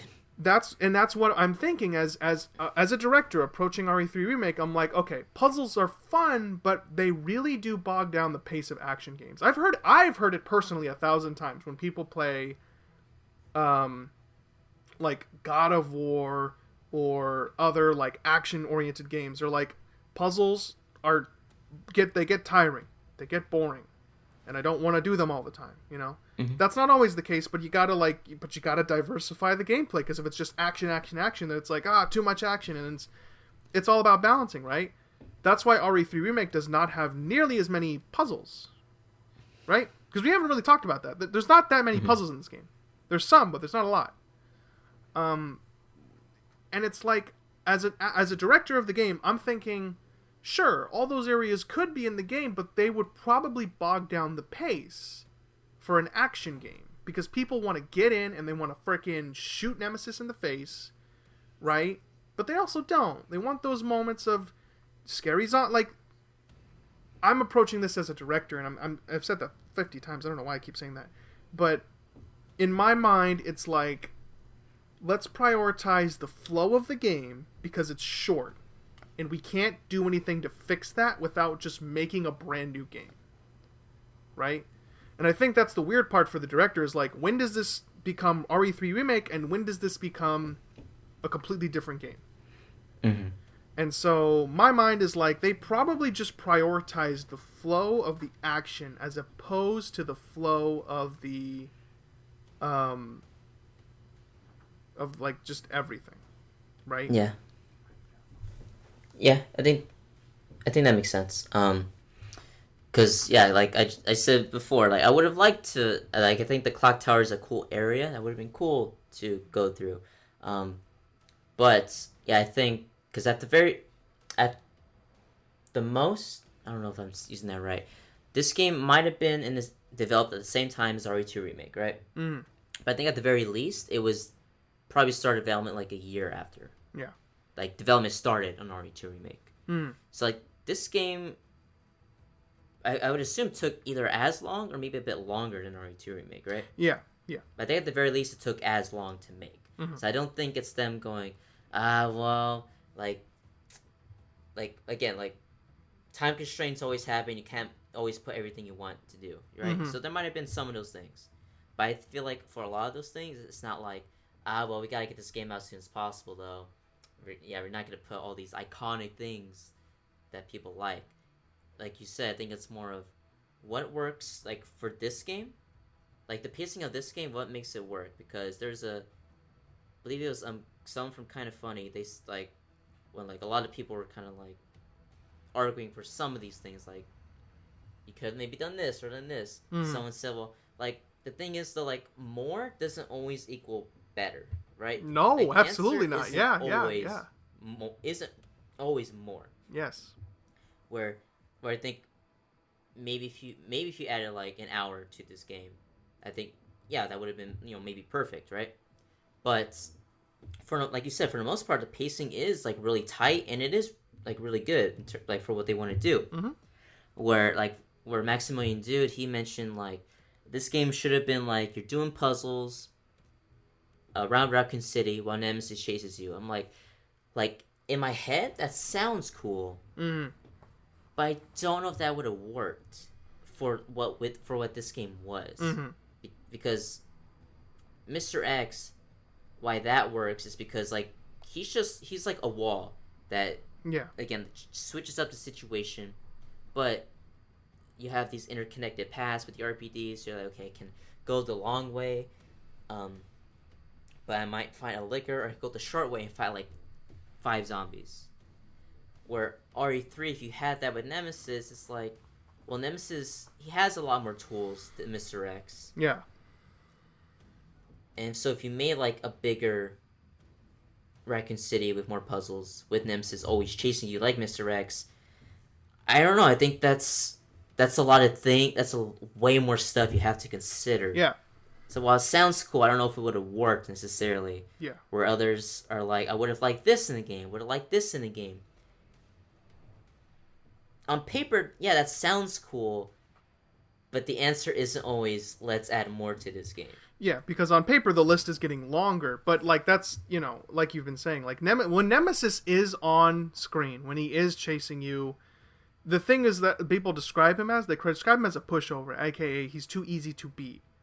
That's the thing. He is defeatable, but people know that because you have to do something about him. Mr. X, you can just kind of walk around the room and he can't do anything. He won't throw anything at you. He's just going to chase you a lot. He's scary. He's absolutely scary because he won't leave you alone. But Nemesis is like actively like, you have to deal with me. You either have to like get the frick out of there or you have to kill me. There's only 2 ways that it goes. You know what I mean? And you have to figure out which way is best for you based on your equipment, your stuff.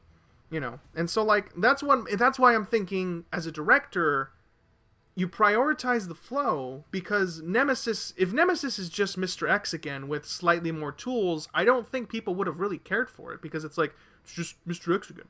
You know what I mean? Mm-hmm. What can we do different? Sorry, go ahead. Yeah, no, just real quick, like, yeah.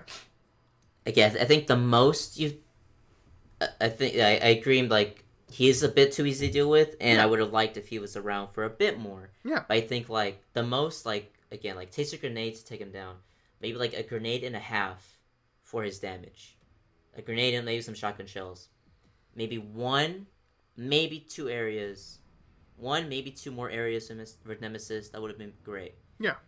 But like making him Mr. X, like you said, when it works, like I'm thinking of the spider section. That with Nemesis, that would have been freaking terrible. Yeah. It would have been awful. Because you have to deal with the fact that you need an herb to take out the parasites. You have so many of the spiders, and then you have to deal with Nemesis at the same time. I think that would have been way too much for that section, you know? Yeah. And there's a lot of sections like that I think would have been broken if Nemesis was there. Yeah, and Nemesis uses long-range weapons, so he doesn't even have to get close to you. He can freaking just rocket launch you or flamethrower you, you know what I mean? Again, but I think that's interesting is that people complain that there's not enough of him, of course, and I think that's good, right? Like, there's not enough of him, and there's still, like, a bit. But, like, that's how fun he is that there's not enough of him. I want to fight him more. That's cool, you know? That's a positive out of a negative, right?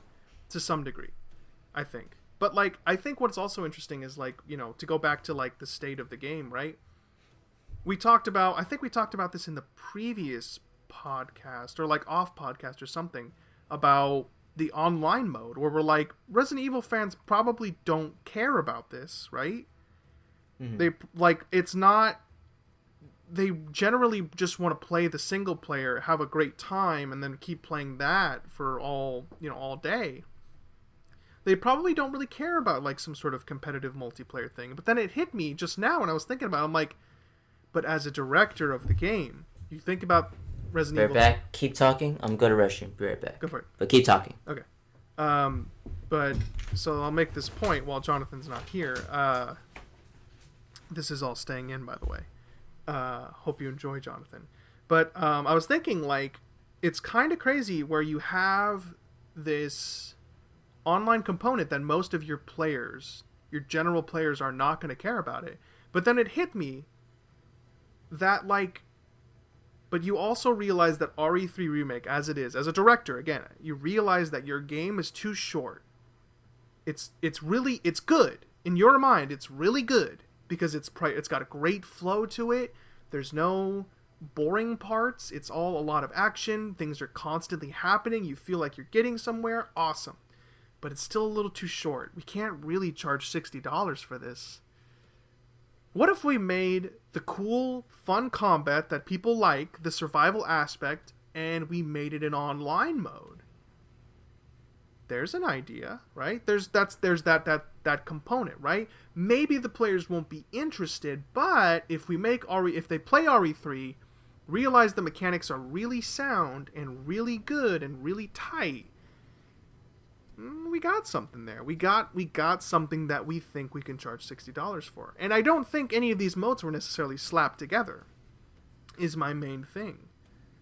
I think that the team prioritized making the game as good as possible. I definitely don't think that they would have like skipped out on any content. And that's why Jonathan is a huge douchebag. Oh, sorry. Okay, I didn't know you were back. Wow. No. But I was just basically no, so I was talking about the online component, and I'm not going to go completely over it again, but I was talking about how the online component, even though your audience may not be interested in it now, right? And I think in a director's mind, it's like, but if we make RE3, like if RE3 is already this really well-paced action game, well, maybe they'll like playing in an online environment because you can do that. Yeah, and I see that. And that's the thing, is like, this game is an action-packed game. Like, again, I watched your playthrough, and there's no real like like down point. You don't have to really do anything stupid, right? Like, you don't have to like you have to backtrack a bit. Like, I know there's a part where Carlos has to go get a battery for a bomb, and my first thought was, why doesn't he just shoot the bomb? Yes, I thought I was supposed to do something like that, but yeah. But I was like, okay, you got to get a battery, whatever. But like, you didn't have to go very far. It wasn't like super long. It's not like a fetch quest where it's like, oh, go all the way across Raccoon City to go get it. and it's more of like, it's right up there. Um, there's no real like boring point in that game, as opposed to maybe some of the predecessors, right? Because RE6 gets a little mindless because it's just shooting. Mm-hmm. It's just areas and shooting and QuickTime events.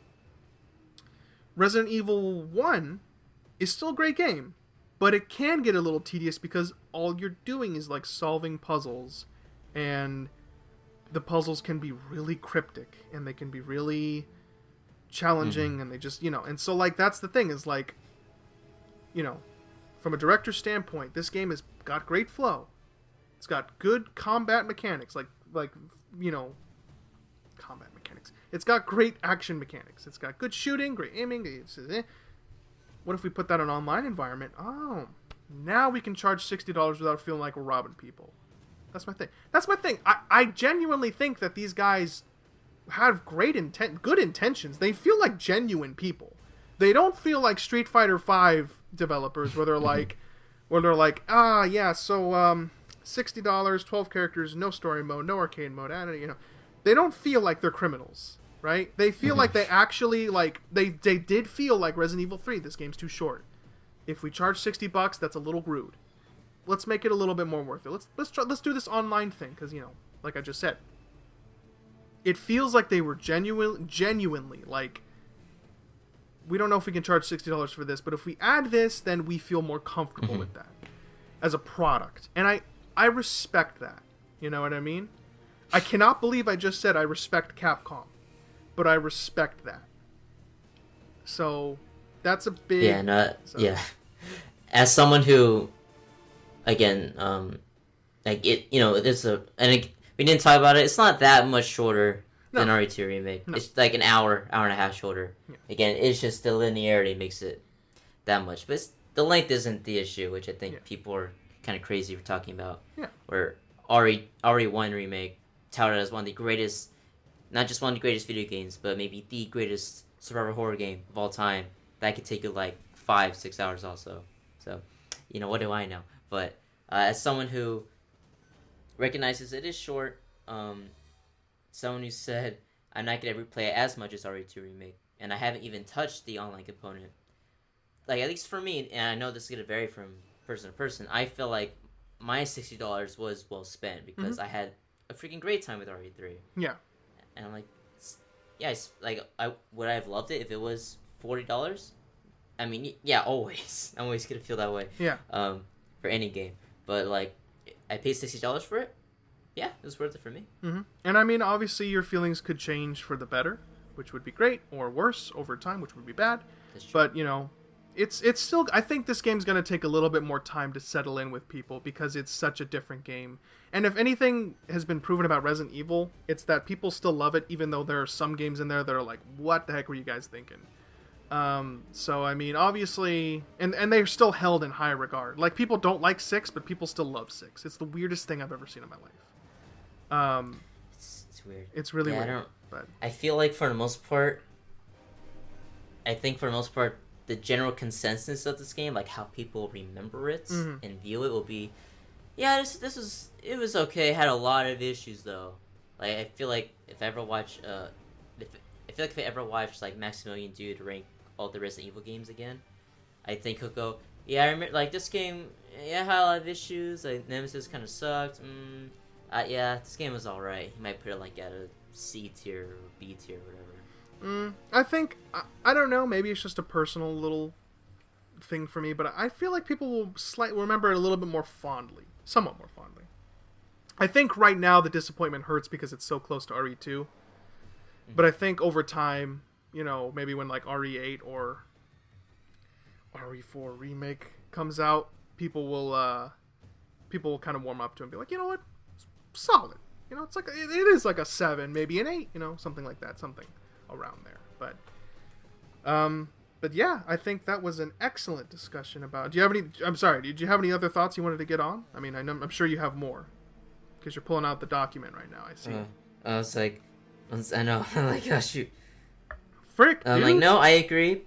I'm saying I hope people Remember Fondly more, but again, we shall see. But I think that leads into our next topic, which is RE4 Remake.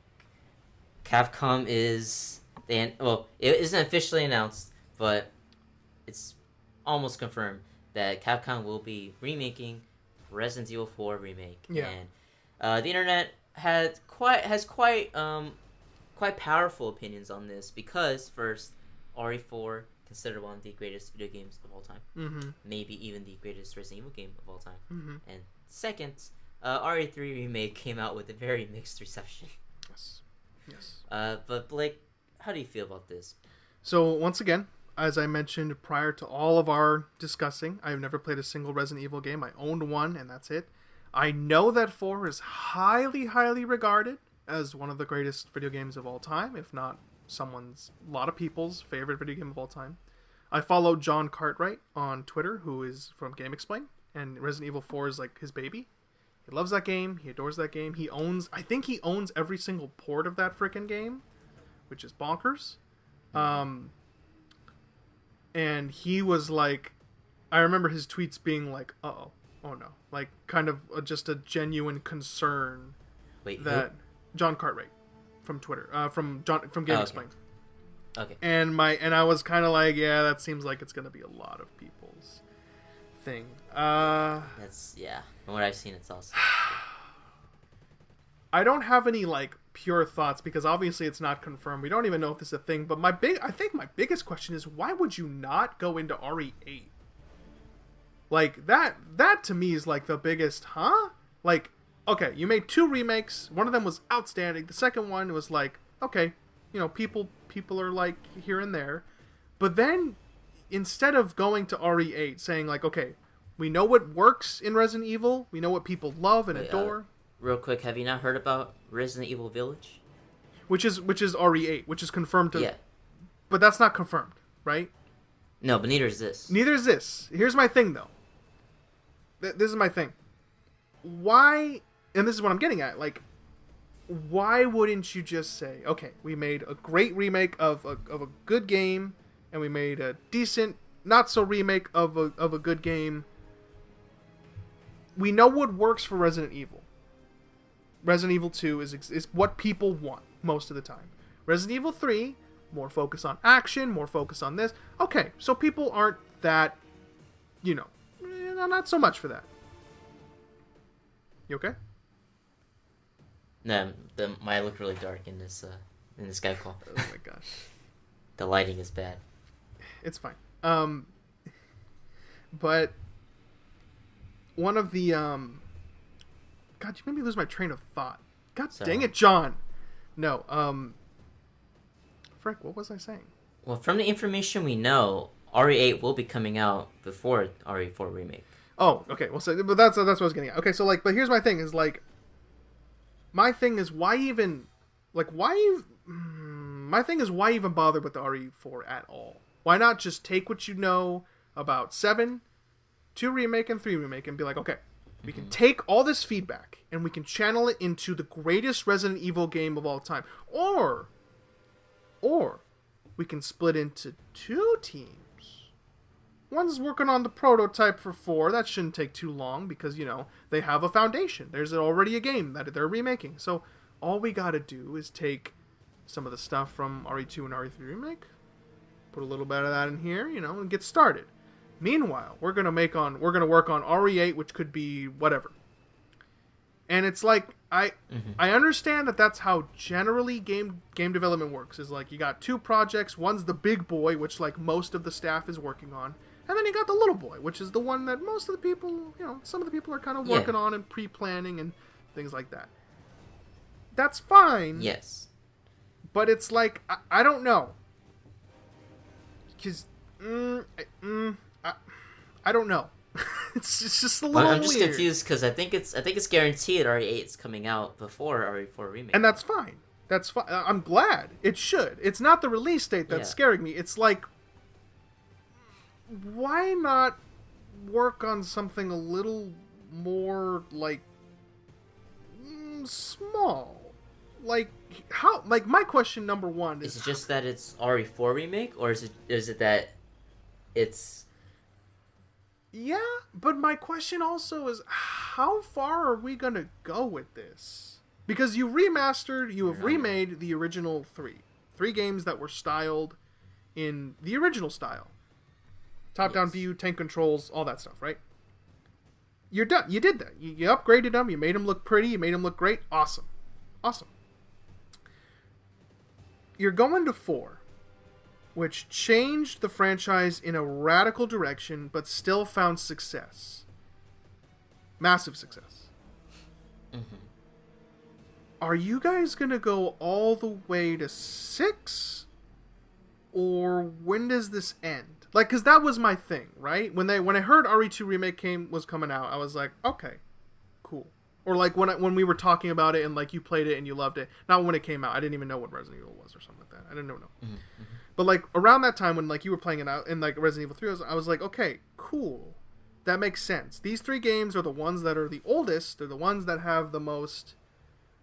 Like if this was like, for example, if this was not RE4 and this was like, I don't know, Code Veronica or something like that, Mm-hmm. I'd be like, okay, that makes sense.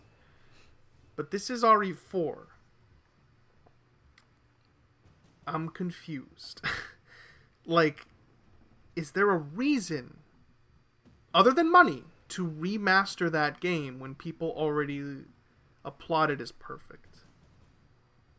That's my general thing. Is not just the RE8 stuff. I hope RE8 does its cool stuff where it's like, yo, we can take all the stuff and make it great. But I feel like RE4 is just like it's so unnecessary, and like that's the part that's weird for me.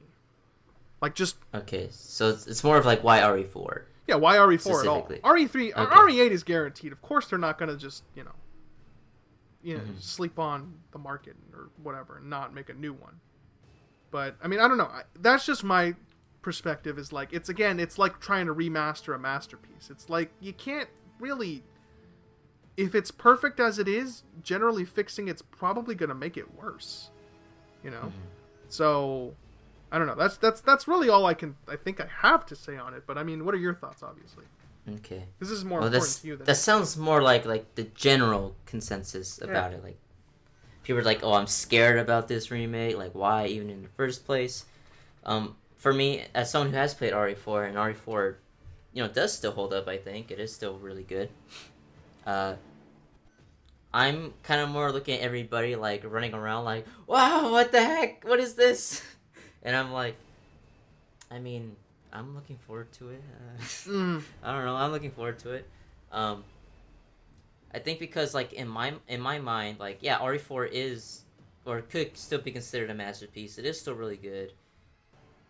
A remake is not gonna be erasing RE4. RE4. mm. Like, say this game is bad.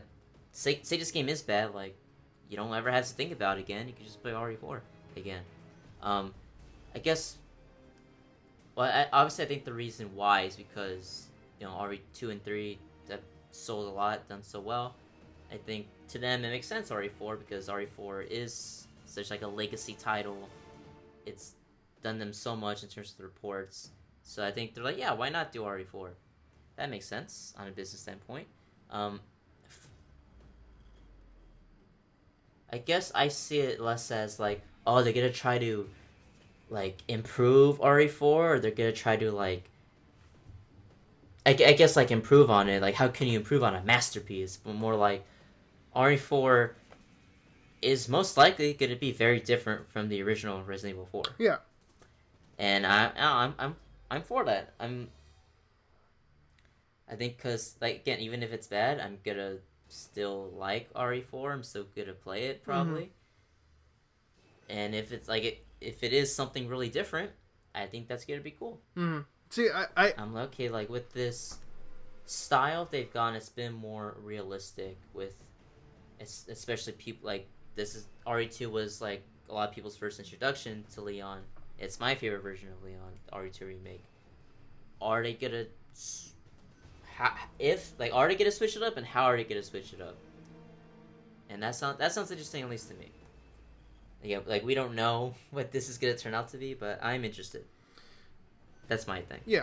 I completely understand. Again, I want to stress, I have no dog in this fight. Whether or not they make this game has no impact on me, as long as it does not distract from the development of Mega Man 12, which is never coming out. I was about to say, good luck with that, buddy. Yeah, I'll wait for you. But no, I have no dog in this fight, or in this conversation at all.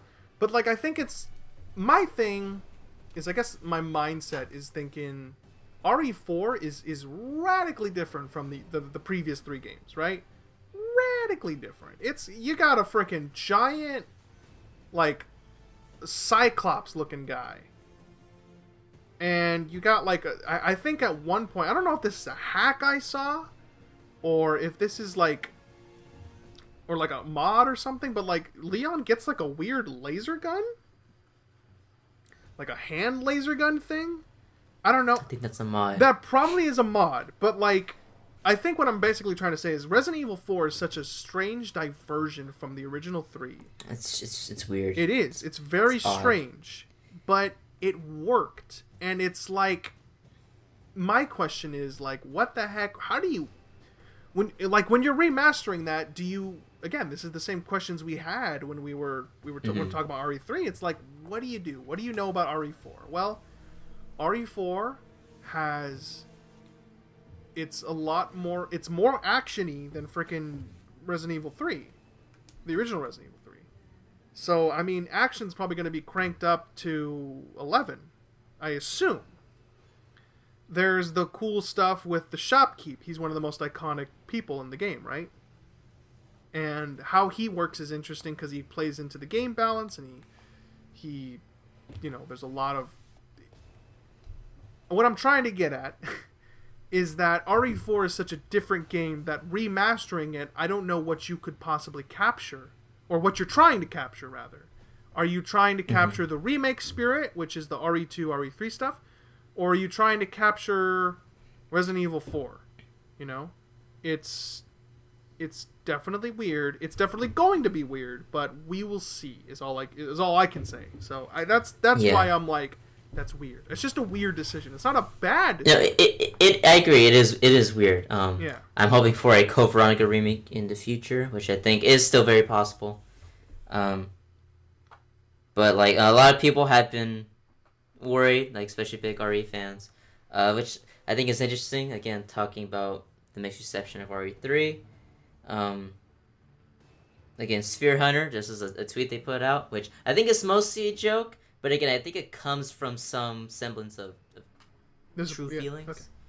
Where like they say like they're scared of like about this project, but then they reply with, Chainsaw Man will be a single boss fight, Village Chief will break through the wall and be a set piece chase, Island will be cut, Ashley's escort mission will be cut, the big Cyclops thing will be a runaway set piece, Leon will dual wield rocket launchers, and the runtime will be 1.5 hours. So I look at that and go, okay, that's mostly a joke. But I'm like, I think some of that is from your opinions on RE3 though, you know, about the cut content we spoke of. And again, I had to look at that on my iPad, but on my phone, what I thought was interesting was Max's opinion on it, which he said, I don't have much confidence. This is his retweet based off of the report, which I'll go into more, which says Resident Evil Remake in the works, development by M2, in parentheses, RE3 Remake, with support from Capcom, slated for 2022. And then Max retweeted this saying, I don't have much confidence considering M2's behind it. Probably more cut corners than anything. And so, okay, doesn't seem like a big fan of M2 based on RE3 Remake, because again, that's all the tweet said, that the team that worked on RE3.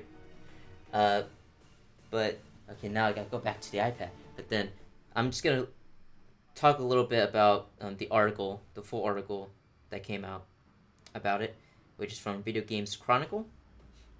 It's saying, okay, so development, so the estimated release window is 2022. Development is being led by Osaka-based M2, the new studio founded by former Platinum Games head Tatsuya Minami, which has been preparing for a project since 2018. And so, what this talks about next. We mentioned on the podcast before, M2 is a split okay, a guy who came from Platinum Games, but he also started. He was at Capcom. He left to start Platinum Games or be one of the heads at Platinum Games. Then left Platinum Games to start M2, which is the new company. Which before I believe reports were like M2 is working on RE3. That's their first main project. They're the main developer behind it. However, it seems like, at least with this article and what people are saying, a different studio called Redworks was the main developer on RE3 Remake. But M2 just came in and like helped out with the development. And also it served as practice for RE4 Remake, which they'll be working on. So the article mentions that about Redworks, how they were doing that. It's understood that the remake has the blessing of original game director Shinji Mikami, who did decline the project, but he's going to be providing some direction for it. Like, okay, this sounds good, like this sounds good. Saying M2 contributed to RE3 even though they weren't the main developer for it. Mm-hmm. And how that served as like seemingly practice, like, okay, let's look at what makes RE3 Remake work in terms of its combat. We can implement some of this stuff to RE4. And then going back to my phone, someone commented, like, expanding on what was mentioned in this article, saying M2 was developed with this project in mind. It was always their plan and it seems like this guy knows what he's talking about, from what I understand, but can't confirm that. It was always their plan to remake RE4. RE4 Remake's development began in 2018. Blah, blah, blah. It has a larger team than the previous remakes. M2 is the lead on this one. They helped a lot with RE3. RE3 was the first game M2 worked on as a team, but there are various ex-Capcom and ex-Platinum people who worked there. Mikami is helping out with full approval on stuff that's happening. While RE8 is the next game, this is obviously a big plan for Capcom with RE4 Remake.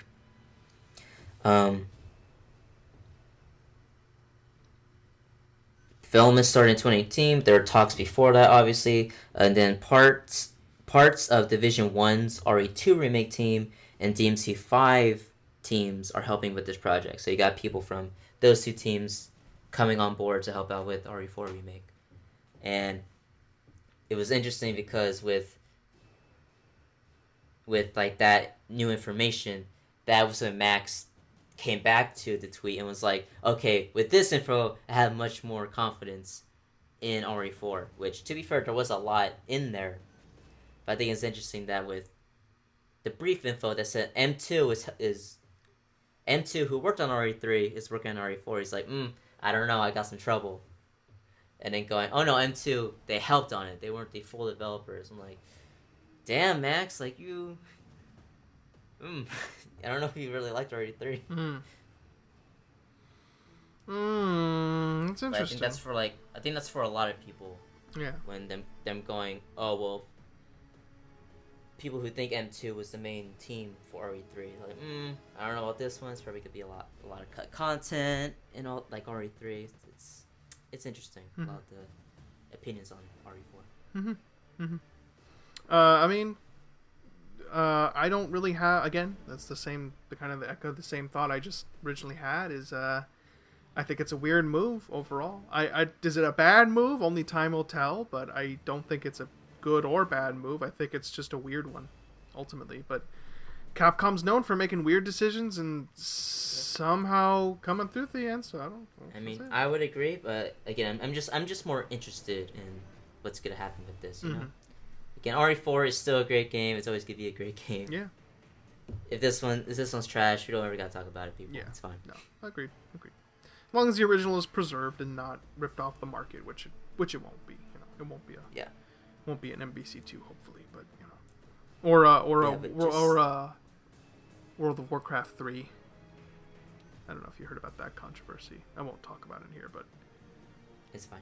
yeah, it's people who know what I'm talking about know what I'm talking about. So All right. there are a handful of games that you cannot purchase the old versions of anymore because the developer I was know. like, I know you're talking yeah, about. Yeah. the developer was like, no, screw you. You buy this new version that's actually terrible, and it's like, oh, bummer. Yeah, but any other thoughts on Resident Evil 4 Remake? The potential of that?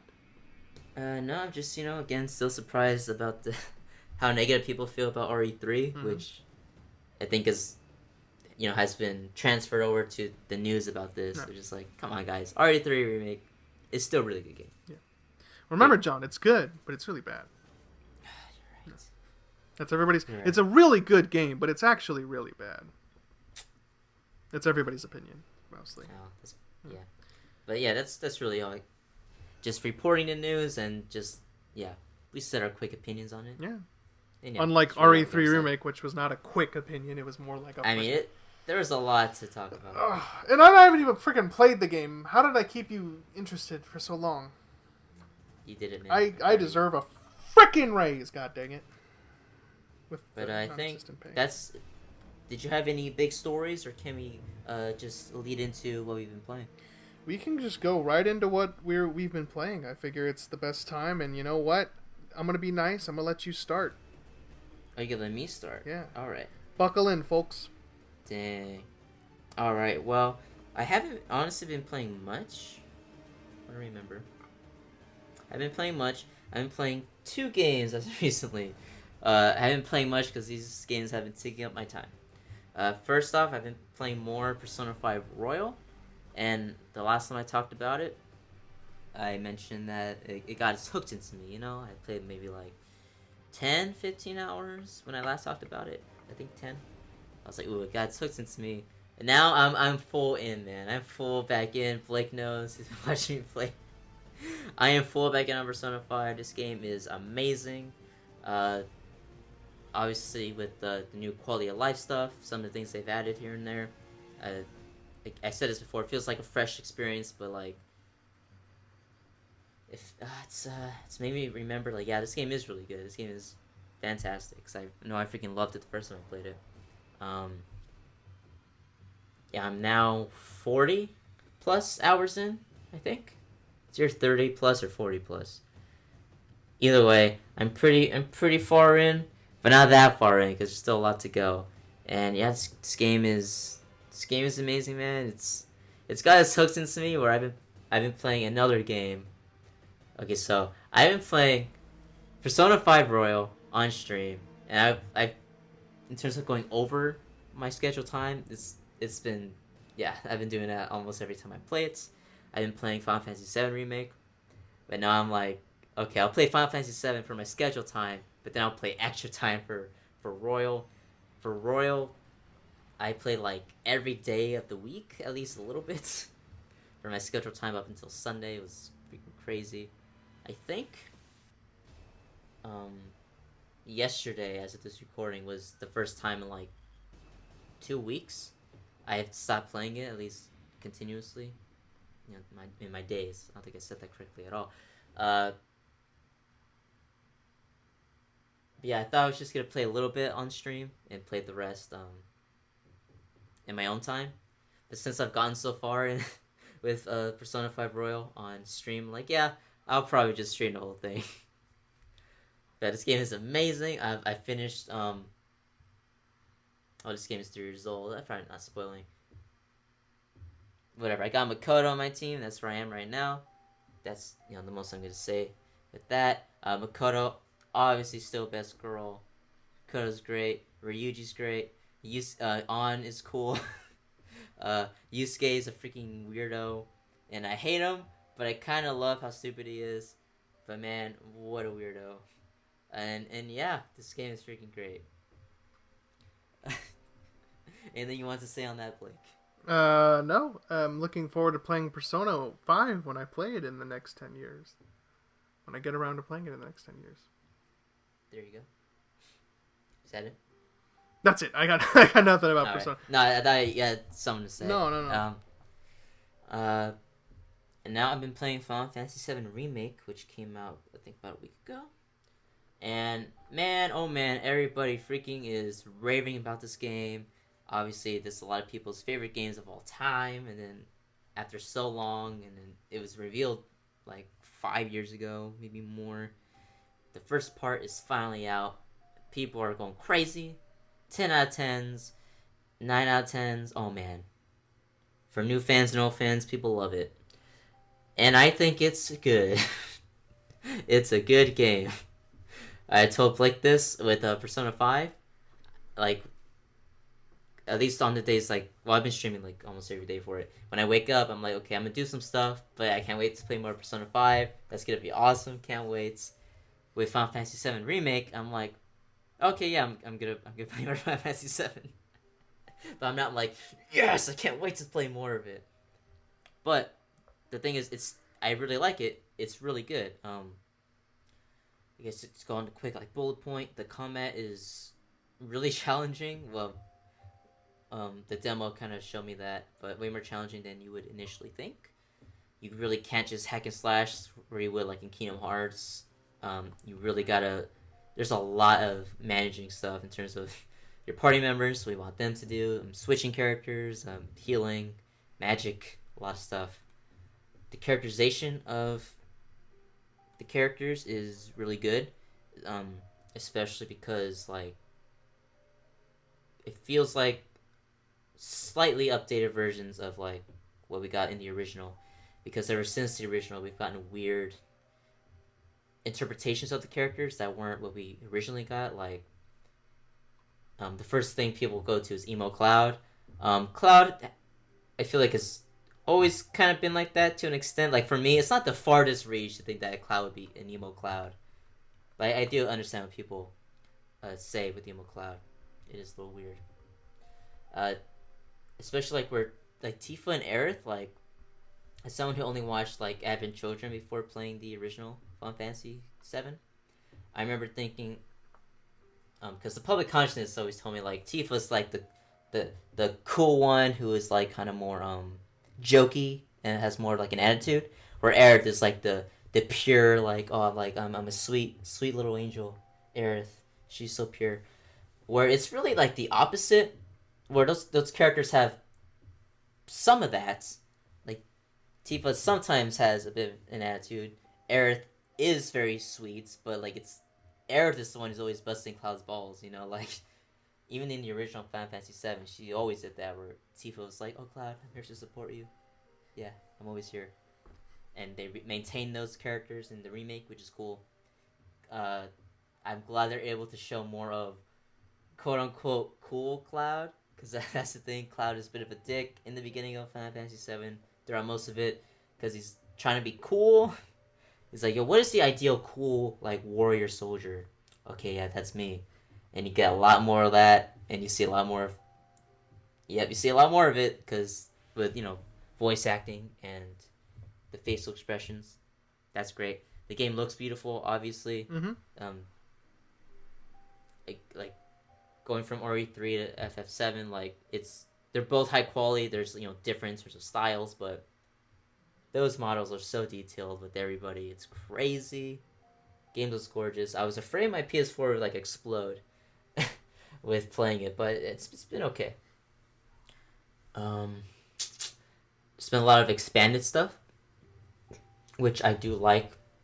Some characters get a lot more attention than before. I don't think it's a spoiler. Like Jesse, Biggs and Wedge. Sorry, they get a lot more screen time and attention than before, which is cool. I really like that. However, there is some weird pacing stuff where it's part of it might come from because I know how short Midgar is. Like it's 10 hours, like at the most. It's really not that long, for like a 40-50 hour RPG, where the remake is.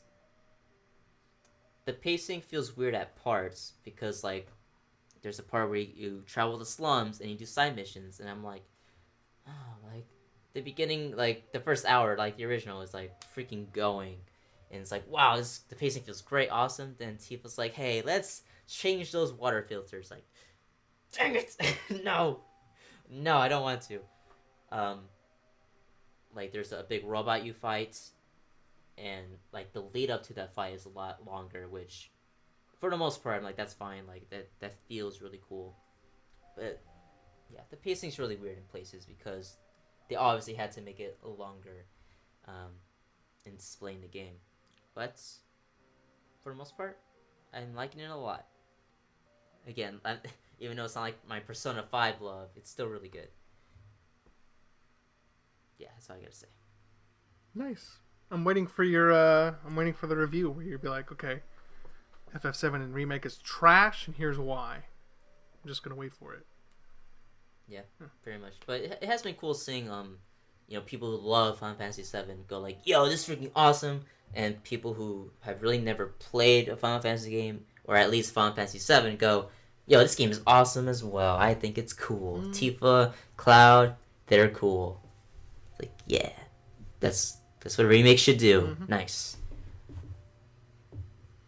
All right, hit me with the movies or shows. I really haven't been watching many movies or shows because it's either like I'm the past like week or two has been me like preparing or like actually editing the RE video, and then I stream and I play Final Fantasy 7 or Persona. I rewatched Superman, Batman, Apocalypse.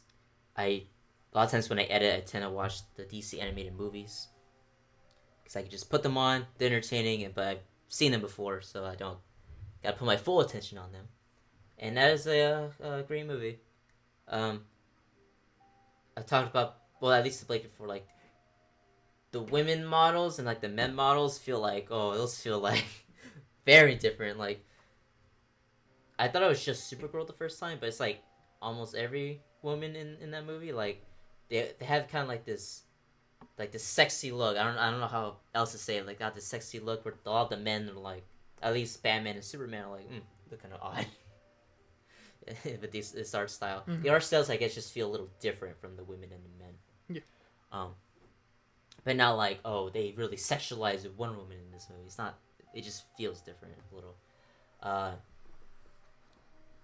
That movie, it's some DC animated movies. It's like, yo, this is a really cool plot. This movie, it's not that the plot is bad. It's just very simple. But the reason you watch this movie is for that action, and the action is some of the best from what I remember in a DC animated movie. It's really freaking great.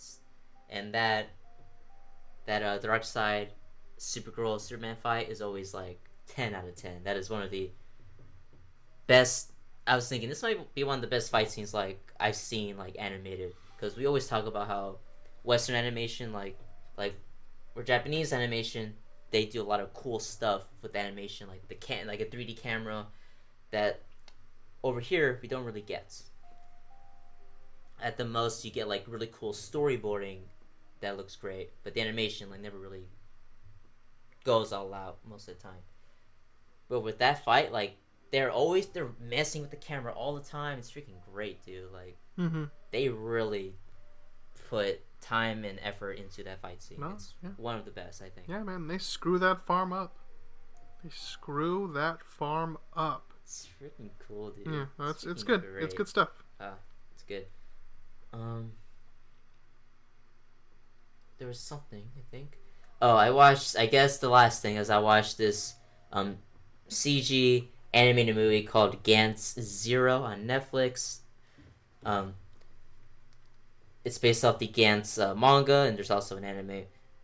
Gantz is pretty much the premise is the main premise is when people die, then they get teleported to a room, and there's like other people who have died, and in the middle of the room is this big like ball, which is called Gantz, and Gantz is like, hey, it's like when you die, you're put into this death game pretty much where we teleport you into somewhere in Japan, and you have to. The goal is to defeat a bunch of like monsters / demons, especially like the main powerful demon you have to fight. And if you win, you will get you'll build up points, and once you build up those points over time, you can either gain more powerful weapons, you can revive people who have died in the game, or you can escape the game entirely. So that's like the goal for a lot of these characters, and it's known for being like really gruesome in its deaths and all that. I've never read the manga or watched the anime because I'm like, that's a little too much for me. I don't. It sounds cool on paper, but like how violent it gets, like I'm okay. Mm-hmm. But it was the CG animated movie. It was just like an hour and a half, I think, and also the animated movie is it's the CG 3D and it's very stylized, so it's not as gruesome. Where the anime and manga are definitely drawn in a way where it's supposed to feel more gruesome and grotesque, and so the gore wasn't like that bad compared to the other things, and it was a fun movie. It was fun. A lot of just action and people dying. But sounds like a pretty the fun, action was sounds like really a fun cool. time. Yeah, I think I've definitely heard the name before. It's on Netflix, right? Or it was on Netflix at some point, I think. The movie's on Netflix. I don't know about the anime personally, but yeah, the author's known for making really like dark stories. Great. Sounds like a fun guy. But it was cool, and I was like, this makes me want to check out the story, but I don't want to like read or like see the gruesome drawings that are like of these people dying. Like, it's a little too much. Yeah, that's really all I've been watching and playing. There you go. I'm done with that. What about you, sir? Well, that was pretty short. I did pretty well. That was pretty short, all things considered, but it was also because your list was fairly short. Yeah, but I talked about those things pretty short too. Yes, you did. But those and the games not so much. But once you finish those games, we'll have to have a discussion about probably each of those. Maybe not too long for Persona 5, but maybe like super long for Persona 5 Royal. I don't know. We'll talk about Persona as a whole, obviously. As you've been asking me during streams. Yeah. Let's start with our 5-hour-long discussion, starting with Persona 1. John, what do you think about Persona 1? No, I'm kidding. No. Okay. I only really have one major update that I think I wanted to provide, and that's that I completed... I started and finished Indivisible super quickly. Nice. I was actually really surprised. I had a lot of free time, so I was like, you know what? I can't put this game down, so I'm just going to freaking bust on through it. I'm going to 100% complete it. And I did. It was very easy to platinum the trophy, or to get the platinum trophy. It was easy to 100% even outside of that. I think I'm missing a handful of things that the game never tells you is there. So I have to look up a guide and figure out how to do that stuff. But I did beat it. And it was quite good. Quite incredible. I truly did enjoy it. John has played a little bit of it. I'm sure that you can attest to the graphical art style being incredible. It's very pretty. It's very pretty. Got some good songs. Got some great music here and there. Nothing like whoa, like not like one of my favorite OSTs, but got some great tracks. It's nice. Very nice soundtrack. Yeah, very nice. Dark Forest, which is like the opening song, is really good. The characters, all of them are absolutely fantastic. All of them were really interesting and great. I really appreciated how much detail they put into all of their backstories, all of their movesets, their designs. It was really great. I'm sure your favorites will change by the time you beat the game, but for me, I think my favorites were Rosmi. I loved Rosmi. Okay. Because she was just so. She was like such a freaking like weirdo, but then like as you go through the game, she slowly and like you do her side stuff. She's like, oh, I see it in you. Like it's great. Kadira was also Kadira. Sorry, I always call it Kadira. Kadira was the shield girl with the mask. Was super dope. As a character to play as and as just a character in general. I like how she's continually looking for her brother. She's dope. Ginseng and Honey was my main healer and was adorable. Also played by the voice actress who plays Morgana. And I was like, I didn't catch that the first time, but then I heard it and I was like, oh yeah, that's yeah. So I got that. Tarani is best mom. She is. Agreed. Baozai is best second mom, because she's like the perfect opposite, and given that she has a hard on for Tarani.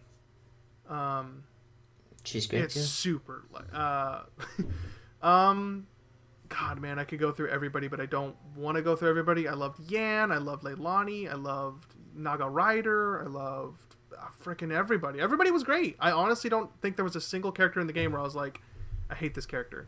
Dar was awesome, Ren was awesome. They're all so cool. Even some of like the side characters that you get to like interact with, um, just for like certain side stuff and certain other things were all memorable and great.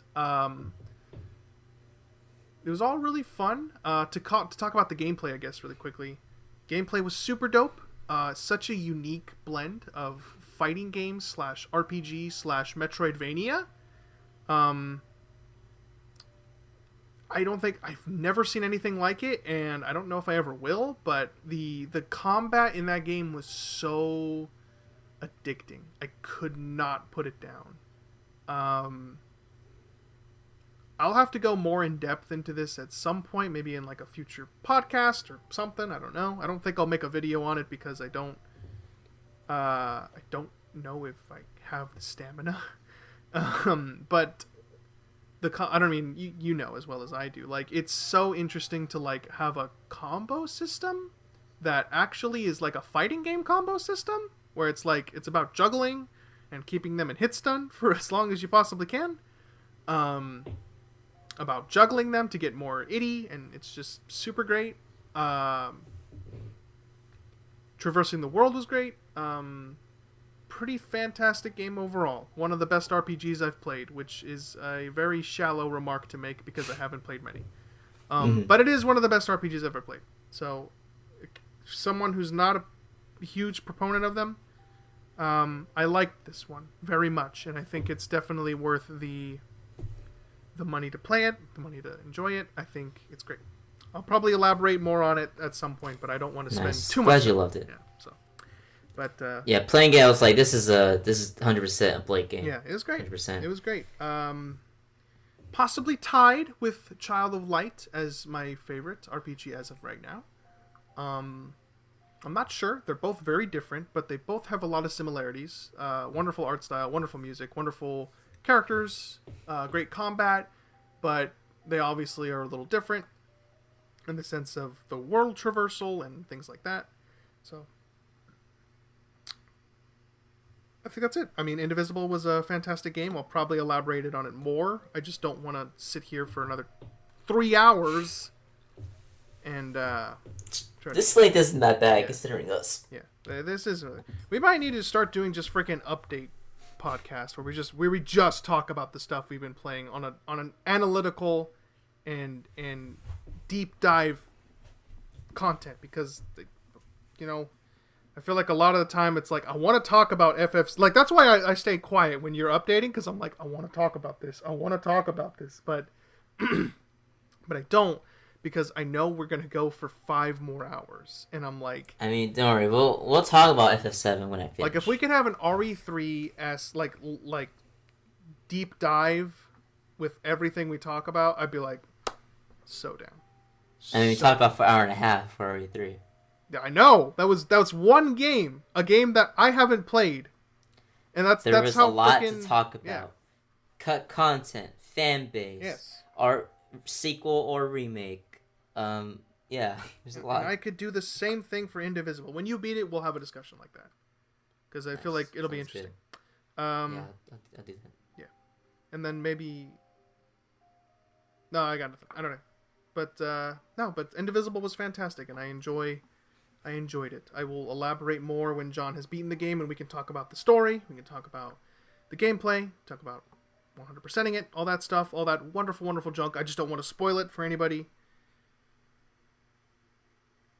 I'm done. All right. Is that it, Blake? I think that's all we got that was on the list today to talk about. Yeah, I think we got through that. I mean, it was short because we knew we would talk about RE3 for 10 years. So. Yeah, which we did. We did, and I was not disappointed in the slightest. Now then, I am starving. Wow. All right, makes sense.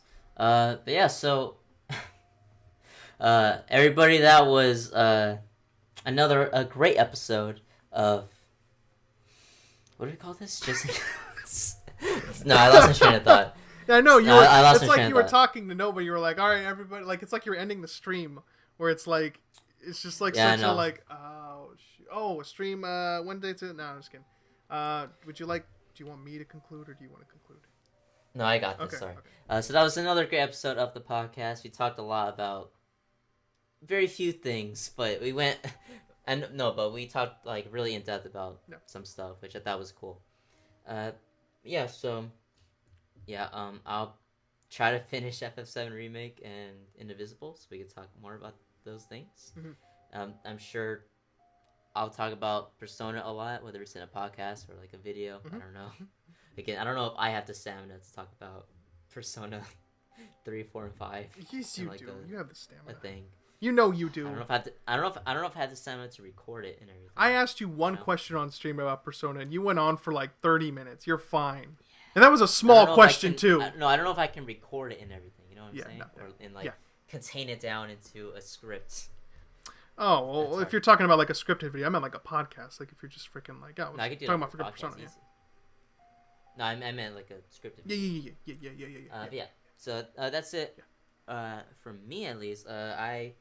I stream every Monday to Wednesday 7 to 10, but it's been I've been streaming a lot more days because of Persona 5. Because if I don't, I will never finish it.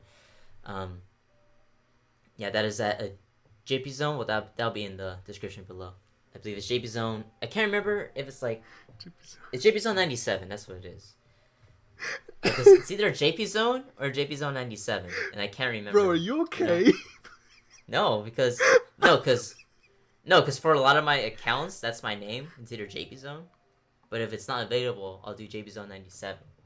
You are so, It's but hard like for me you are just so scatterbrained right now. Like you're It's hard just for me like to remember. It's hard not for me to even. It's not remember. even the Twitch thing. It's just like everything. You're like when you were about to say like we didn't talk like we were a few seconds ago. You were like you said something like we didn't talk about a lot, and for a second there you paused. Like we didn't talk about, No, and I straight up thought you forgot what we just talked. I'm like, oh my god, like is he okay? No, I remembered, but I just didn't. I was like, what was I trying to say? Yes. I was like, I think this is what I was trying to say. No, I didn't forget what we talked about. Yes. I swear. But John streams on Twitch, And he streams Persona 5 Royal, and after he gets sick of Final Fantasy 7 Remake. But he streams that, and I will also be joining him on a few of these streams because I figured out how to do co-op streams, so I'll be there. So you can ask me all loads of uncomfortable questions, if you care. And I think that's it from me. yeah, and that's it for me. All right. You know, obviously, we will put Blake's Twitter and my Twitter down in the description below, of course. Sure, follow As me. we I do. don't post anything. So watch us for that quality content. Yeah. You know. Yeah. Yeah, that's really it from me, and yeah, it's it from Blake, as you said. Scatterbrain, as you said. No, but seriously, thank you for watching the podcast, listening to it. We really appreciate it. We'll see you guys next time, and we'll be offering some content. We got some content coming up. No, I can't say what it is. I don't want to say what it is. We got some cool content coming up in the next week or two, and it should be cool. I hate you so much. This is not me scatterbrain right now. I am being serious. But yeah, so that's it. Thank you guys. And we'll see you guys next time. See ya. I hate you.